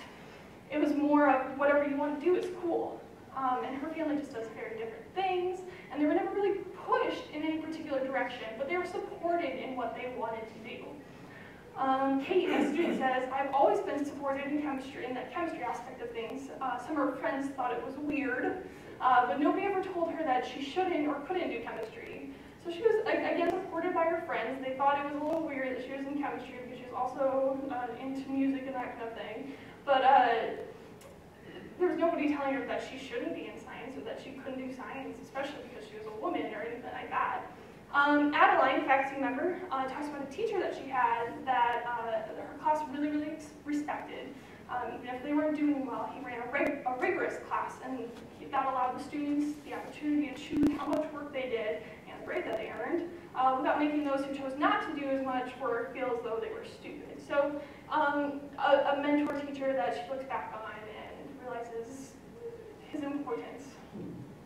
Okay, so our preliminary conclusions led to our phase 2 preparations. So the really interesting points that we had for our preliminary conclusions were that there was no specific science support. Again, it was a very supportive environment, but not necessarily science specifically. But they went into science anyway because they chose science. And then there was no real conscious motivation. They just did what they wanted to do. And then, so the methods from this pilot study were revised, and we wanted to look, again, a little bit more at the support structures, the choices to enter the field, and their motivation to stay. And so that's sort of guided into our phase 2. And we questioned whether these preliminary results actually extended to other physical sciences, so not just chemistry. So that leads to our phase 2 methods. So this time we got a list from the Directory of Women in Chemistry, Earth Science, and Physics, and that's how we gained our student participants. And then we also got a list from just the staff and faculty listing of women faculty in chemistry, Earth Science, and Physics. We modified the self-efficacy survey because a 5-point Likert scale was not enough. Our participants from phase 1 maxed out our 5-point Likert scale, so we switched it to a 10-point Likert scale to try and get some resolution in there. And we also added a little bit more for the faculty members. Since we ended at like a graduate school level on our survey, we extended up to like winning a Nobel Prize just to try and get a little bit more from our faculty members. And then again, the semi-structured interviews were informed by those surveys and personal statements. This time around, we got 13 new participants, 5 instructors and 8 students, so that's a 22 total. And again, we transcribed these new interviews, and we took the new personal statements and uploaded them electronically and put all the new data into NVivo. And then we took the texts from phase 1 and phase 2, and those were read and reread to emerge these new categories and to guide our ideas of these additional categories. We looked at the phase 1 categories and came up with some new categories that were really interesting. So then the texts were selected for comparison, and again, a category matrix was used to try and see some overlap and relationships between the two categories. And here's a list of our new participants from undergraduates through tenured faculty, and you can see that we have now some continued chemistry, but also physics and earth science majors in here. Okay, so the most interesting codes that we came up with in phase 2 were these influences on interest in science codes. So experiential affirmation and human influences on interest in science. And then this black sheep category emerged, and I'm going to spend a little bit of time talking about each of these. So experiential influences on interest in science. Women participated in things like job shadows or summer camps, or there's a really cool demonstration. Some sort of experience helped influence their interest in science. So Penny, a student, she says that she started job shadowing at a hospital and loved it. And so that's when it really clicked for her. It was like, oh, I rediscovered what I wanted to do, and I knew that is what I wanted to do.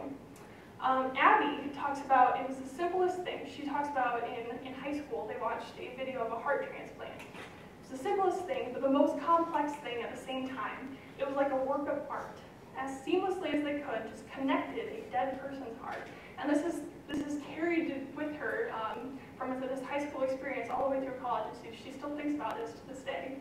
And Nicole, a faculty member, talks about a summer camp that she went to, and she said she remembers testing. It was a product testing type thing. And it was basically a sort of science fair, but it was ask a question, answer a question. It was inquiry. She was allowed to sort of step outside the box of the cookbook labs that we do and ask questions and answer those questions. And she thought that was something worth remembering.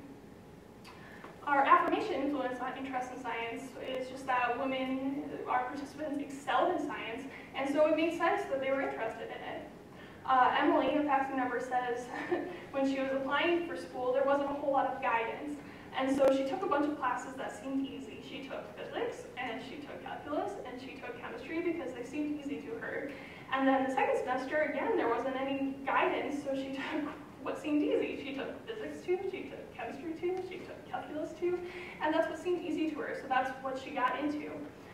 Jerry, a student, says her high school chemistry course, it clicked really well. It wasn't necessarily easy, it was challenging, but she was really good at it, and she really enjoyed it because she was good at it.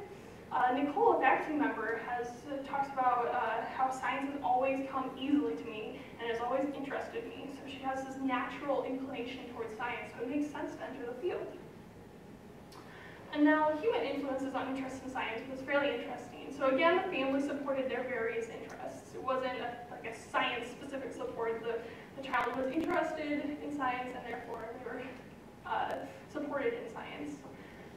They also mentioned inspirational teachers, but the inspiration was through the passion for their subject, not necessarily like career decision-making support and that kind of thing. So Chloe, a student, says, she talks about her mother. She says, she got me reading, she got me involved in different activities and let me figure out what I wanted to do. And then Emily, a faculty member, talks about a teacher. She says, I liked that about her, that she loved what she did. And I think that's the first time that I realized that I wanted to find something that I loved. So it wasn't necessarily that her teacher was telling her, or like supporting her in wanting to choose a career or telling her to go into science. It was that she saw that her teacher did something that she really loved, and then Emily wanted to do something that she loved also. Lynn, a student, talked about her high school chemistry teacher, said that he was really great, he made students really passionate, he did a lot of great demonstrations, and she realized that that's what she wanted to do when she grew up because of these demonstrations and his passion for the subject. And this leads us to our very fascinating category, black sheep. Our women, our participants, reported from childhood feeling somewhat differently from a family or the general population of women, and might have had even difficulty relating to some women. So, for example, Carol, a retired faculty member, wrote about how she always wanted to be a scientist. When she was 10 years old, she wanted to be a scientist. And so when asked a little bit more about that, she says, I just always found that interesting. I loved science and math in school, and that was so much more interesting than everything else. So I decided I was going to be a scientist. I had a little science kit, so I turned my room into a lab. I put white sheets over everything and laid out little scalpels and other things. My mother didn't say a word because she just figured the trend would pass after a while. I was an oddity in my family, that's for sure. And she goes on later to talk about her college life. She says that some of them were real sorority girls, like over 60% of the school was in sororities. I have to say, I never really felt like I fit in with them. Kate, a student, says, I've just always been like, if people think it's weird or that I can't do it, then I'm like, okay, fine, I'm going to do it, get over it. Jerry says, I'm definitely the black sheep of my family. Samantha, faculty, says, I'm a lone wolf. There's nothing wrong with that. Liz says, as a kid, I was always a tomboy. It's always been my personality to be more in that direction than feminine. And so our conclusions for phase 2 were that women often establish themselves in the science field based on their positive experiences and achievements rather than social support mechanisms. And then this somewhat led to a feeling of being a black sheep among their non-science female family and peers. So we were really curious if there was anything out in the literature that found results similar to ours. So we dove back into the literature and found a really interesting set of studies done by Zeldin in 2000 and 2008. And they did a similar study looking at men and women in science and their choices of majors and careers. And it was fascinating because the very individualistic attitude of our participants in our study more closely aligned with the attitudes of the men in Zeldin's study than the women. So we're going to talk a little bit about that. First off, Zeldin has this idea of mastery experiences, which he defines as performance attainments, which closely links to our idea of affirmation, emphasis on interest in science. So the women from Zeldin's study didn't really mention mastery experiences nearly as much as they emphasized vicarious experiences, which we'll talk about in a second. But the men in Zeldin's study talk about how science and math were easy and that they had a natural inclination, and that's why they were interested in science. And our women often talked about how they were good at science, and so it made sense to enter the field. So they're definitely more aligned with the men than the women. So here's the idea of vicarious experiences, which is basically support from significant people in their lives to pursue science. So 10 of the 15 women in Zeldin's study actually had family in a science field who specifically encouraged them to enter science. You know, they were in science, their child was good at science, so they encouraged her to go into science specifically. All of the women talked about the influence and the encouragement of their teachers and their role in developing their careers and those kind of things. And they talk about the importance of having other like-minded women in their field for support and for decision-making. Now compare that to Zeldin's men, only half of the men actually had family in math or science careers, and they actually were more of a model for what a science career could be. So it wasn't necessarily that they were pushed into science, it was that they saw a science role model and thought that that was an interesting thing to do, and it was approachable and available to them, and that's why they might have ended up in the sciences. And while men found teachers inspiring, they didn't think that they were really a big influence in their career decisions. And the men, they used group work more for studying purposes than for like the support and decision making that the women were talking about in Zeldin's study. And if we compare that to our participants, most of our women actually had no family in science and had no idea where this interest in science came from. But again, the women were supported in whatever they wanted to do, and that for what they wanted to do was science. And even when we were specifically asking our participants about teacher support, again, they talked about their teachers' passion for their subject and those kind of things, but few had much to say about their teachers' specific support. They might have been inspired by the subject matter, but not necessarily in career decision-making things. And our women talked about having friends from all different majors, not necessarily just science specifically, and didn't really rely on them as extensively as Zeldin's women for major decision-making. And that goes, they also had a section on resiliency. Zeldin's women in the study, when faced with challenges, were very resilient, but they relied on others to help them through tough academic situations and challenges. The women in Zeldin's study, they talk a lot about being a woman in a male-dominated field and the challenges that they've come across from being in a male-dominated field. Compared to the men in Zeldin's study, they were very confident and they did not actually question their ability to succeed as much as their degree of interest in the field. So if they did come across a challenge or failed something, it wasn't that they were bad at it or that they couldn't do it. They could do it, they just weren't as interested in it. So that's a little bit different. And then the men, obviously, since they're in a male-dominated field, didn't really encounter these negative social persuasions that the women did. But they did say that they recognized some of the prejudices and they tried to avoid enabling those negative stereotypes. compared to our participants, our women were also very resilient, but they really relied less on others to survive. Again, with our motivation, our just do it motivation, they're very intrinsically driven. They're more independent and self-motivated to overcome these hurdles and challenges than Zeldin's women, it seems. And very few of our women actually mentioned some of the challenges of being a woman in a male-dominated field. And the few women that did discuss negative social persuasions dealt with them similarly, which was just to kind of ignore them and move on. So I believe at this point I'm going to hand it back to Dr. Del Carlo to wrap it up for us.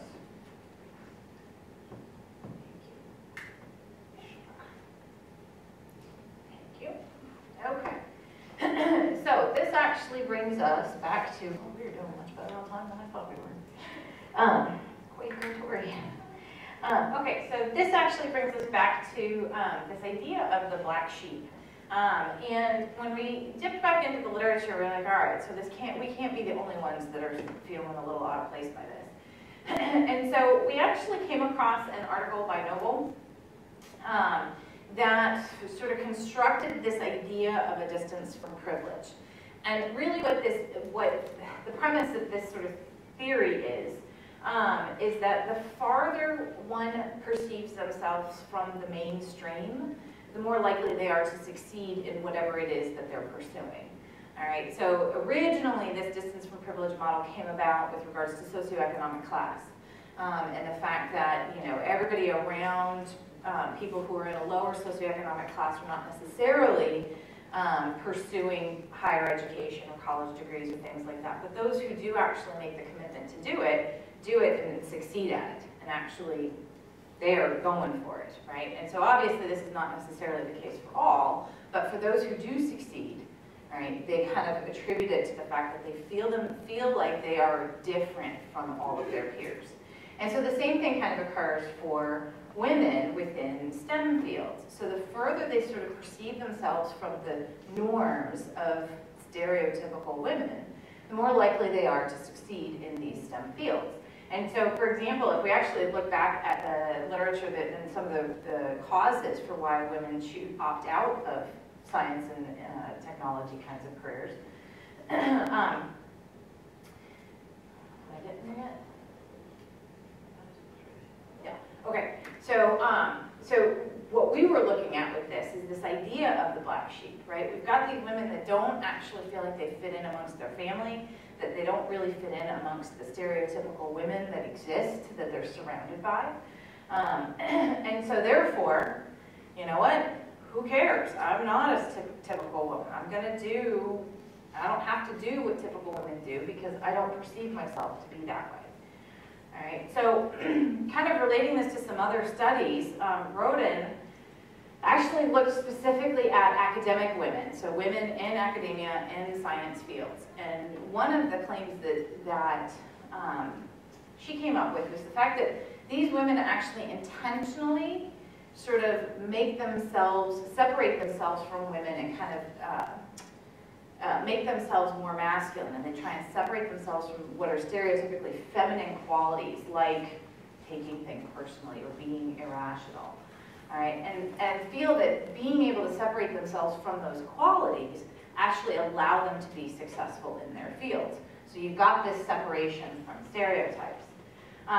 The problem is that our participants, and Rodin's perspective was that once women entered the field, they made this distinction and they made this separation. Our problem with this is the fact that our participants always felt like this. From the time that they can remember, they couldn't relate to stereotypical women, right? So it's not like they made sort of the conscious or subconscious effort to differentiate themselves from women later on in their careers in order to be successful. They already felt like they were different, right? And so because of that, we actually suspect that it's possible that they experienced less stereotype threat. Right? The whole idea behind stereotype threat is that, oh, well, you know, if the stereotype is that girls can't do science, and I'm a girl, then clearly I can't do science. Well, if our women don't feel like a stereotypical woman, then they might not perceive to fit into that stereotype in the first place. And so if I don't feel like a stereotypical woman, then I can do science. It's just the stereotypical women that can't do science, right? Like they just don't even consider that to be part of their own identity. And so that leads to this idea of the gender identity compatibility issue. If they don't actually perceive themselves to be overtly feminine, then it doesn't matter if they're entering a male-dominated field or a non-feminine kind of field, because they don't relate to that gender identity in the first place. Now, I'm not saying that these women don't feel feminine or don't feel like they're women. It's just that they don't perceive themselves to be stereotypically feminine or stereotypically female. Another thing that kind of ties into some of the findings that we came across was this idea of an early interest. And this was a paper that actually or a study that only just came out this past year. And Liebhem actually looked at really early childhood experiences for kids during age 3 to 5, and took a look at their interest in science at that time.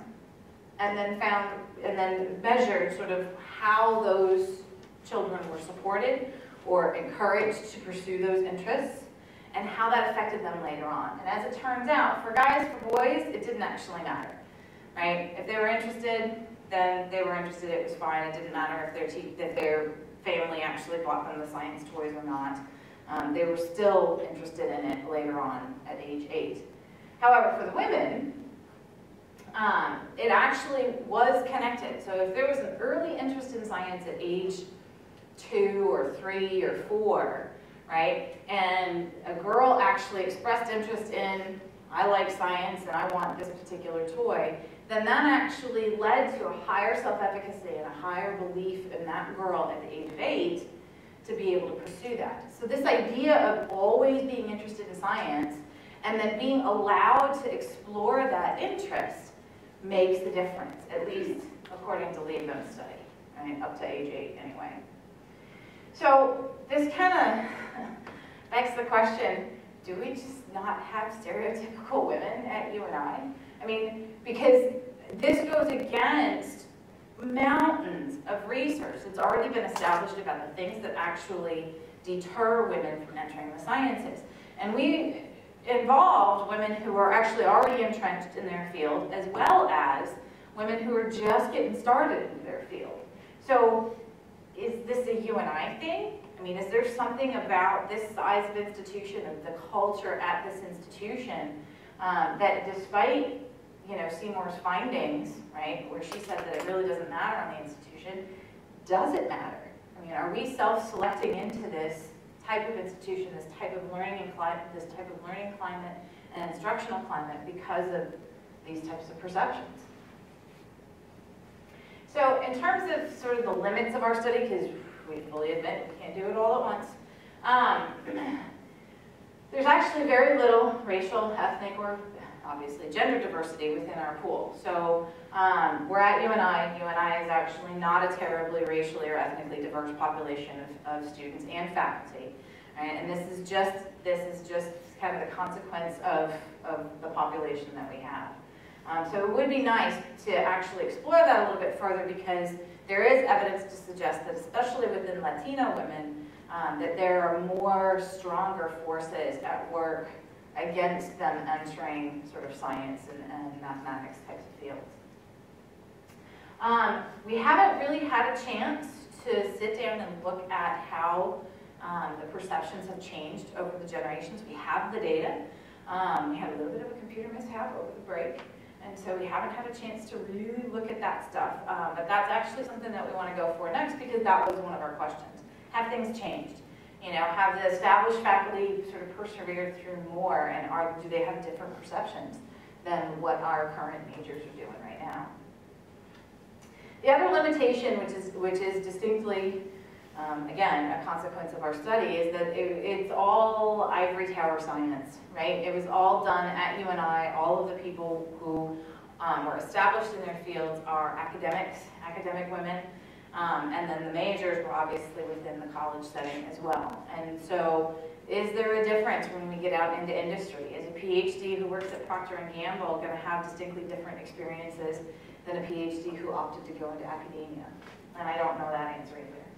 The other thing is that, again, because of our study, we missed the graduate years, right? And there are a number of studies that are evolving about graduate student education, especially within chemistry, and then, you know, why women opt in or out of graduate school at that point. And if you remember the statistics that I posted at the very beginning, there is a substantial drop between the percentage of women who are getting master's degrees and the percentage who are getting PhDs, even for the biologies, even for biology.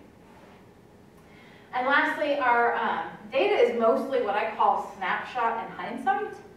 So we took a population of women and we asked them to reflect back on their experiences, and we pretty much did it once, right? So we had the personal statement and we had the interview, but it was like, all right, tell me your story, and I'll do a little bit of follow-up, and we're done.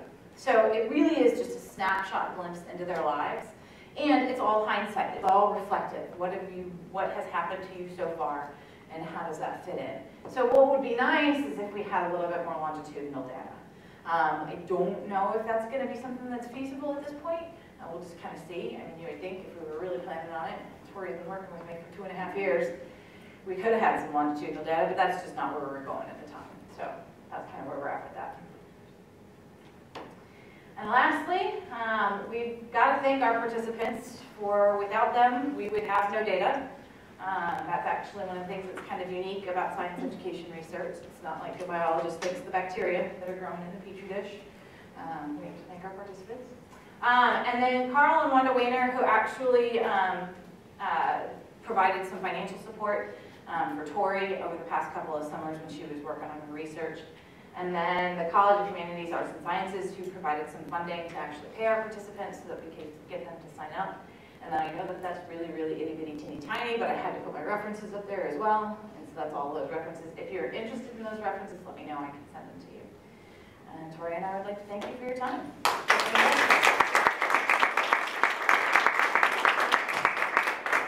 We've got about 10 minutes for questions and answers, so if anyone has a question. So I saw a study, the very first table that you had with these are the graduation rates or percentages. They're degree numbers. Degree numbers. I saw the follow-up to this where it's actually hiring. So you graduate this, but in hiring, say for chemistry or physics, you graduate 20% of the population are being female PhDs, and 1% of the jobs that are available go to women with PhDs. Do you have any sort of way to connect that? Because that's part of what we're talking about too. That is a whole different study and demographic. Yeah, and it's really interesting because the NSF, this particular website that has all of these statistics on it, holy cats, you can get so lost in all of the data that they have and all of the different ways that they've spliced it, and it's just, there's just so much information there. But yeah, so... Because, I mean, it looks really good. Chemistry's graduating 50-50, but are they hiring 50-50 or not? And that's the thing. This is simply degree attainment. Right. Okay. And the numbers are even poorer. So if you look at the PhDs, so 38.8% of the PhDs in chemistry are going to women. But in terms of the academic jobs, they are not opting to go into academia.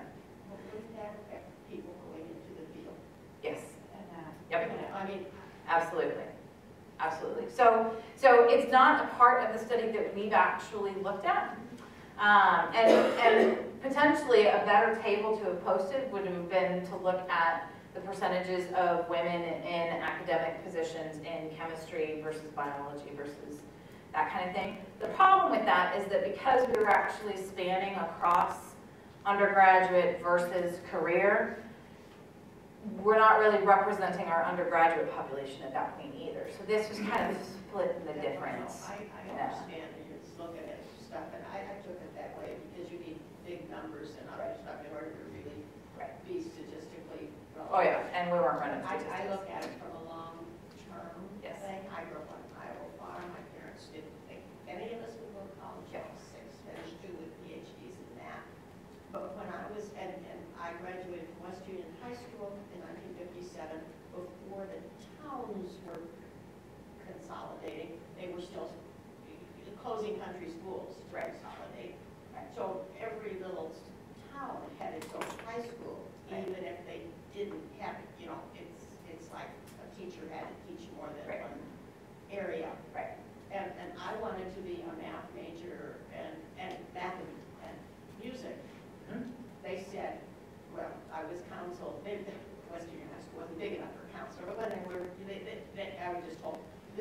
not work. You couldn't get employment that way. It would be like math and science or music and English or history or something. It's like scheduling didn't work in a school at that time. Still doesn't. Still doesn't. I was just gonna say, Still does not. we've had double majors. One of our participants was actually in music and chemistry double major, and Well, it was no, very I know, but you can difficult. get jobs like that now. Oh, sure. If the jobs for new teachers were in little schools, where a lot of times there weren't enough students to teach trigonometry, right, then you're looking at something else. Well, the teacher could teach all the math and had to teach something else. Well, the principals who were scheduling it wasn't going to work. Right. And they were probably right. And of course, I was interested in science. But I can remember in high school, I was going to take chemistry. I had signed up for it. And my mother talked me out of taking chemistry. She said, that's why I changed it to speech. She thought I would never use chemistry. Well, then I turned out being, a physics minor. I took chemistry in college there, but I didn't take it in high school. The 1 year I taught chemistry. All right, I'm gonna cut you off to get some other questions. Yes. What is the plan of going to pursuing this study? Are you planning to do a follow-up or? Well, this summer I think we're actually going to be looking at some of the men here at UNI, just because of these Zeldin studies where our women were more related to the women in their studies. We're gonna repeat the exact same or very similar methods with men to see how our women relate to the men here at UNI. Yeah. Have you looked at men's versus women's experience in, let's say, chemistry, PhD programs? No, we have not, because at this particular point in time, we don't have access to a chemistry PhD program in terms of recruiting participants. So it has started. That is a field that has started to be explored, and there are actually several studies. One of them was Gruner and Bodner, who we modeled our study off of. They actually looked at both men and women's experiences in a chemistry graduate program. But yeah, it's who you have access to, and we do not have access to PhD students at this particular institution. Yeah. Yeah, have it happened to come across any studies which is looking like cross-culture and then trying to see whether, I feel like United Nations, here the nation puts so much emphasis on people's passion, your individuality, but we, back in India, I'm from India, but we all are cultural driven, so women should stop studying. You should think about higher studies after school, you have to get married. So I feel like getting into STEM, US has a much higher chances of women breaking the stereotypes compared with other cultures. There are actually, and this is a body of literature that I haven't spent a whole lot of time in, but I am familiar with the fact that there are studies that exist. And yes, culture definitely makes a difference. Even cultures within the United States. When I first presented this work at a conference, I had several of the Latina women come up to me and say, okay, this is really fascinating, but it's so not my life experience. And then what was really interesting was that the Puerto Rican Latina and the Mexican Latinas were completely different. Because the culture between those two populations is different enough that it actually influences decisions and sort of the idea of what you're supposed to do. Yeah, exactly. Other questions? Are you concerned about your sample size? For a qualitative research project, no. A qualitative research project which gets at the questions that we're really interested in, you could have a sample size of 1. If we were doing statistical analyses and trying to measure sort of attitudes or performance or trying to come up with some sort of measurement, then yes, this would be an incredibly paltry sample size, and we'd have to do some really wicked statistics in order to try and make it even reasonable. Have you thought about, and I'm not applying for a job here, finding someone who does a lot of survey research, writes questionnaires, writes good cover letters? Well, one of the directions that we actually even talked about going in was coming up with some sort of national survey, and then being able to disseminate it to academic institutions, industry, things of that nature. And it's just we haven't chosen to go down that path. So that's the awesome thing about research, is that you've got like 12 different directions that you could go in, but the resources to really only follow one or two.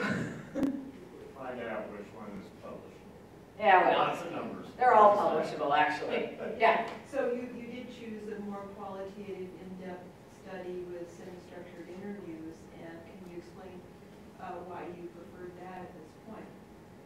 Because of our research questions. Okay.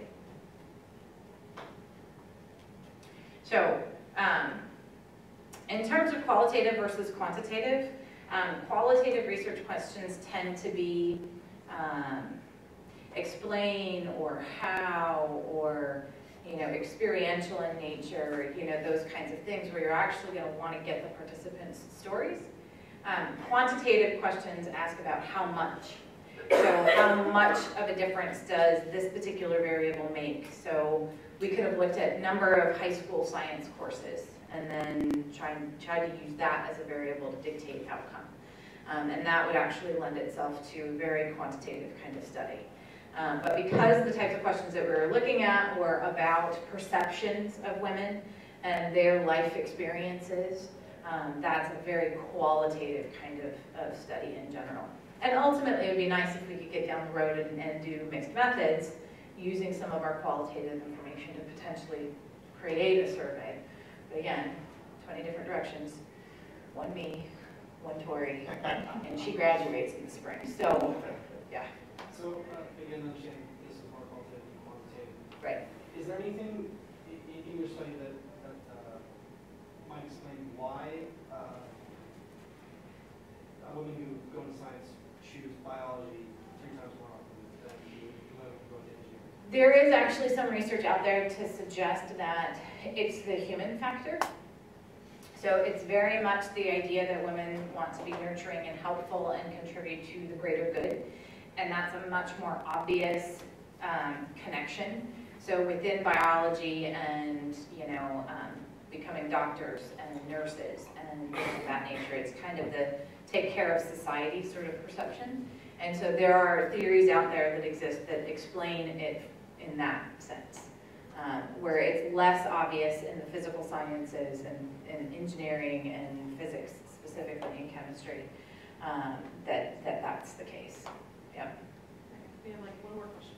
Okay, yeah. I'm just curious to know, in the second phase of the full course, I know the sample size is small. Do you know the percentage of black sheep? How much of the percentage of them? I don't know that number off the top of my head. Do you know how many people actually?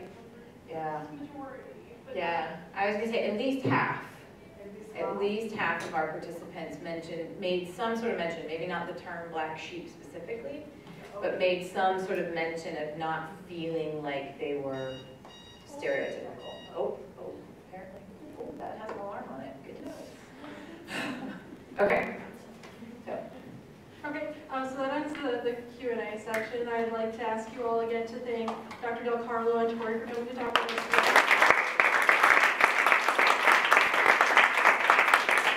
If you have any feedback you want to give on this talk, there are online forms available at the UNI Free Thinkers and Acquirers Facebook page, as well as on the Darwin Week 2014 event on the Darwin Week Facebook page. We do appreciate your feedback. It definitely helps us the next year. If you'd like to join us again tonight at 7 o'clock for our keynote speaker is Dr. Ed Wasserman from the University of Northern Iowa. He's a professor of cognitive psychology, so it should be a pretty interesting talk, and we'd all like to see you there.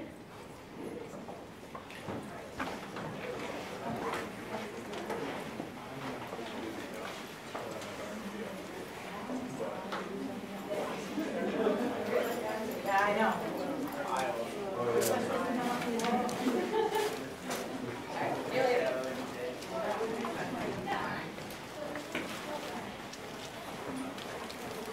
Good to see you. Thanks, Abby. Well done. Thank you.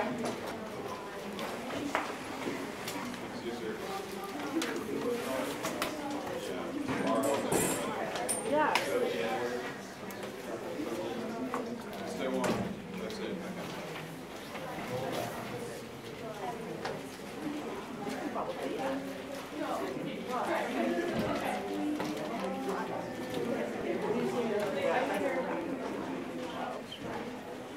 I think, I have class at 5. Oh, yeah, I have to host some stuff for tonight, so I will be doing that. So, I actually never got to actually buy an army, but it's like kind of. Yes, we have very. He just likes the concept of Those are the shirts. Yes. Yeah. No. It's day 2. I know. We're actually running out. That's fine. Yes, Yeah, we're down out of shit. that little Pretty pouch much. there. Yeah. That table. What we have left. Like all small communities. Like, I can't even buy a shirt. It varies from medium to medium. It seems from not selling them. See, no, what gets happening is often terrible typos and ordering mistakes. So we can just get like hundreds of thousands of shirts. So yeah, I'm sure. I couldn't get so efficient. February. Because one time I showed up Yeah, this it's that February and I'll try to make it. I love that shirt. I don't wear it ever. I love it. I wasn't here for that shirt. You missed a great time. And then when they pre-ordered the shirts, they got them in the wrong color. So they just decided to order all the colors. And it was a great time. Yeah, great time. Oh. But I had a physics class. Did you happen to Yes, I did. I just have the better. I do have it. Yes, I did bring it. English is not my first language. What is your favorite? Granting noises and much better at it. Yeah, and actually, I never deleted all the downloads, so it still has like my 80 music or 15 movies. If you don't, if you're not opposed to it. I am not. I got a brand new one.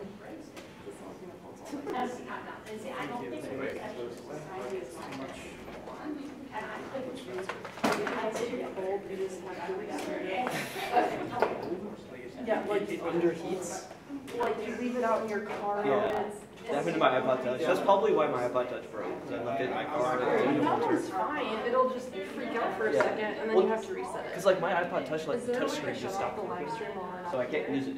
It's totally Free functional. on those. I don't know. He told us Nice. not to shut it off between. Okay, because it's like a longer break. Spin this around. I don't think it's really nice. Maybe your iPad didn't go to The top? yeah. Probably because I got a homework extension for one day and that's not nearly done. No, I have to. I'm probably. Yeah, I don't have college. Probably not gonna actually come to dinner. I think it might turn on eventually. Right now. Unless. Are you like super much? Yeah, I know like you can. I mean, obviously I know you can shut it off. I will probably. That's what I think that's how my iPod, my Nano was. So you don't have So I had an old Nano that was pretty much. Like you get too much work photos. For sure. I'm gonna go. I'm definitely not super. Okay. I will go work and then I text you like 6:30. Yeah. Okay. Because I'm just gonna come right back there. Like, I'm not going up. Okay. Yeah. Bourbon Street. Urban Street. Yeah, isn't that downtown Sioux Falls? Can't what? You feel like like usually you feel like living in an hour, but they start like Yeah. I will see you. Welcome YouTube for time. Oh. Oh, there you are. I can't find you in my phone. I probably won't go to any lecture Thursday because that's when I have to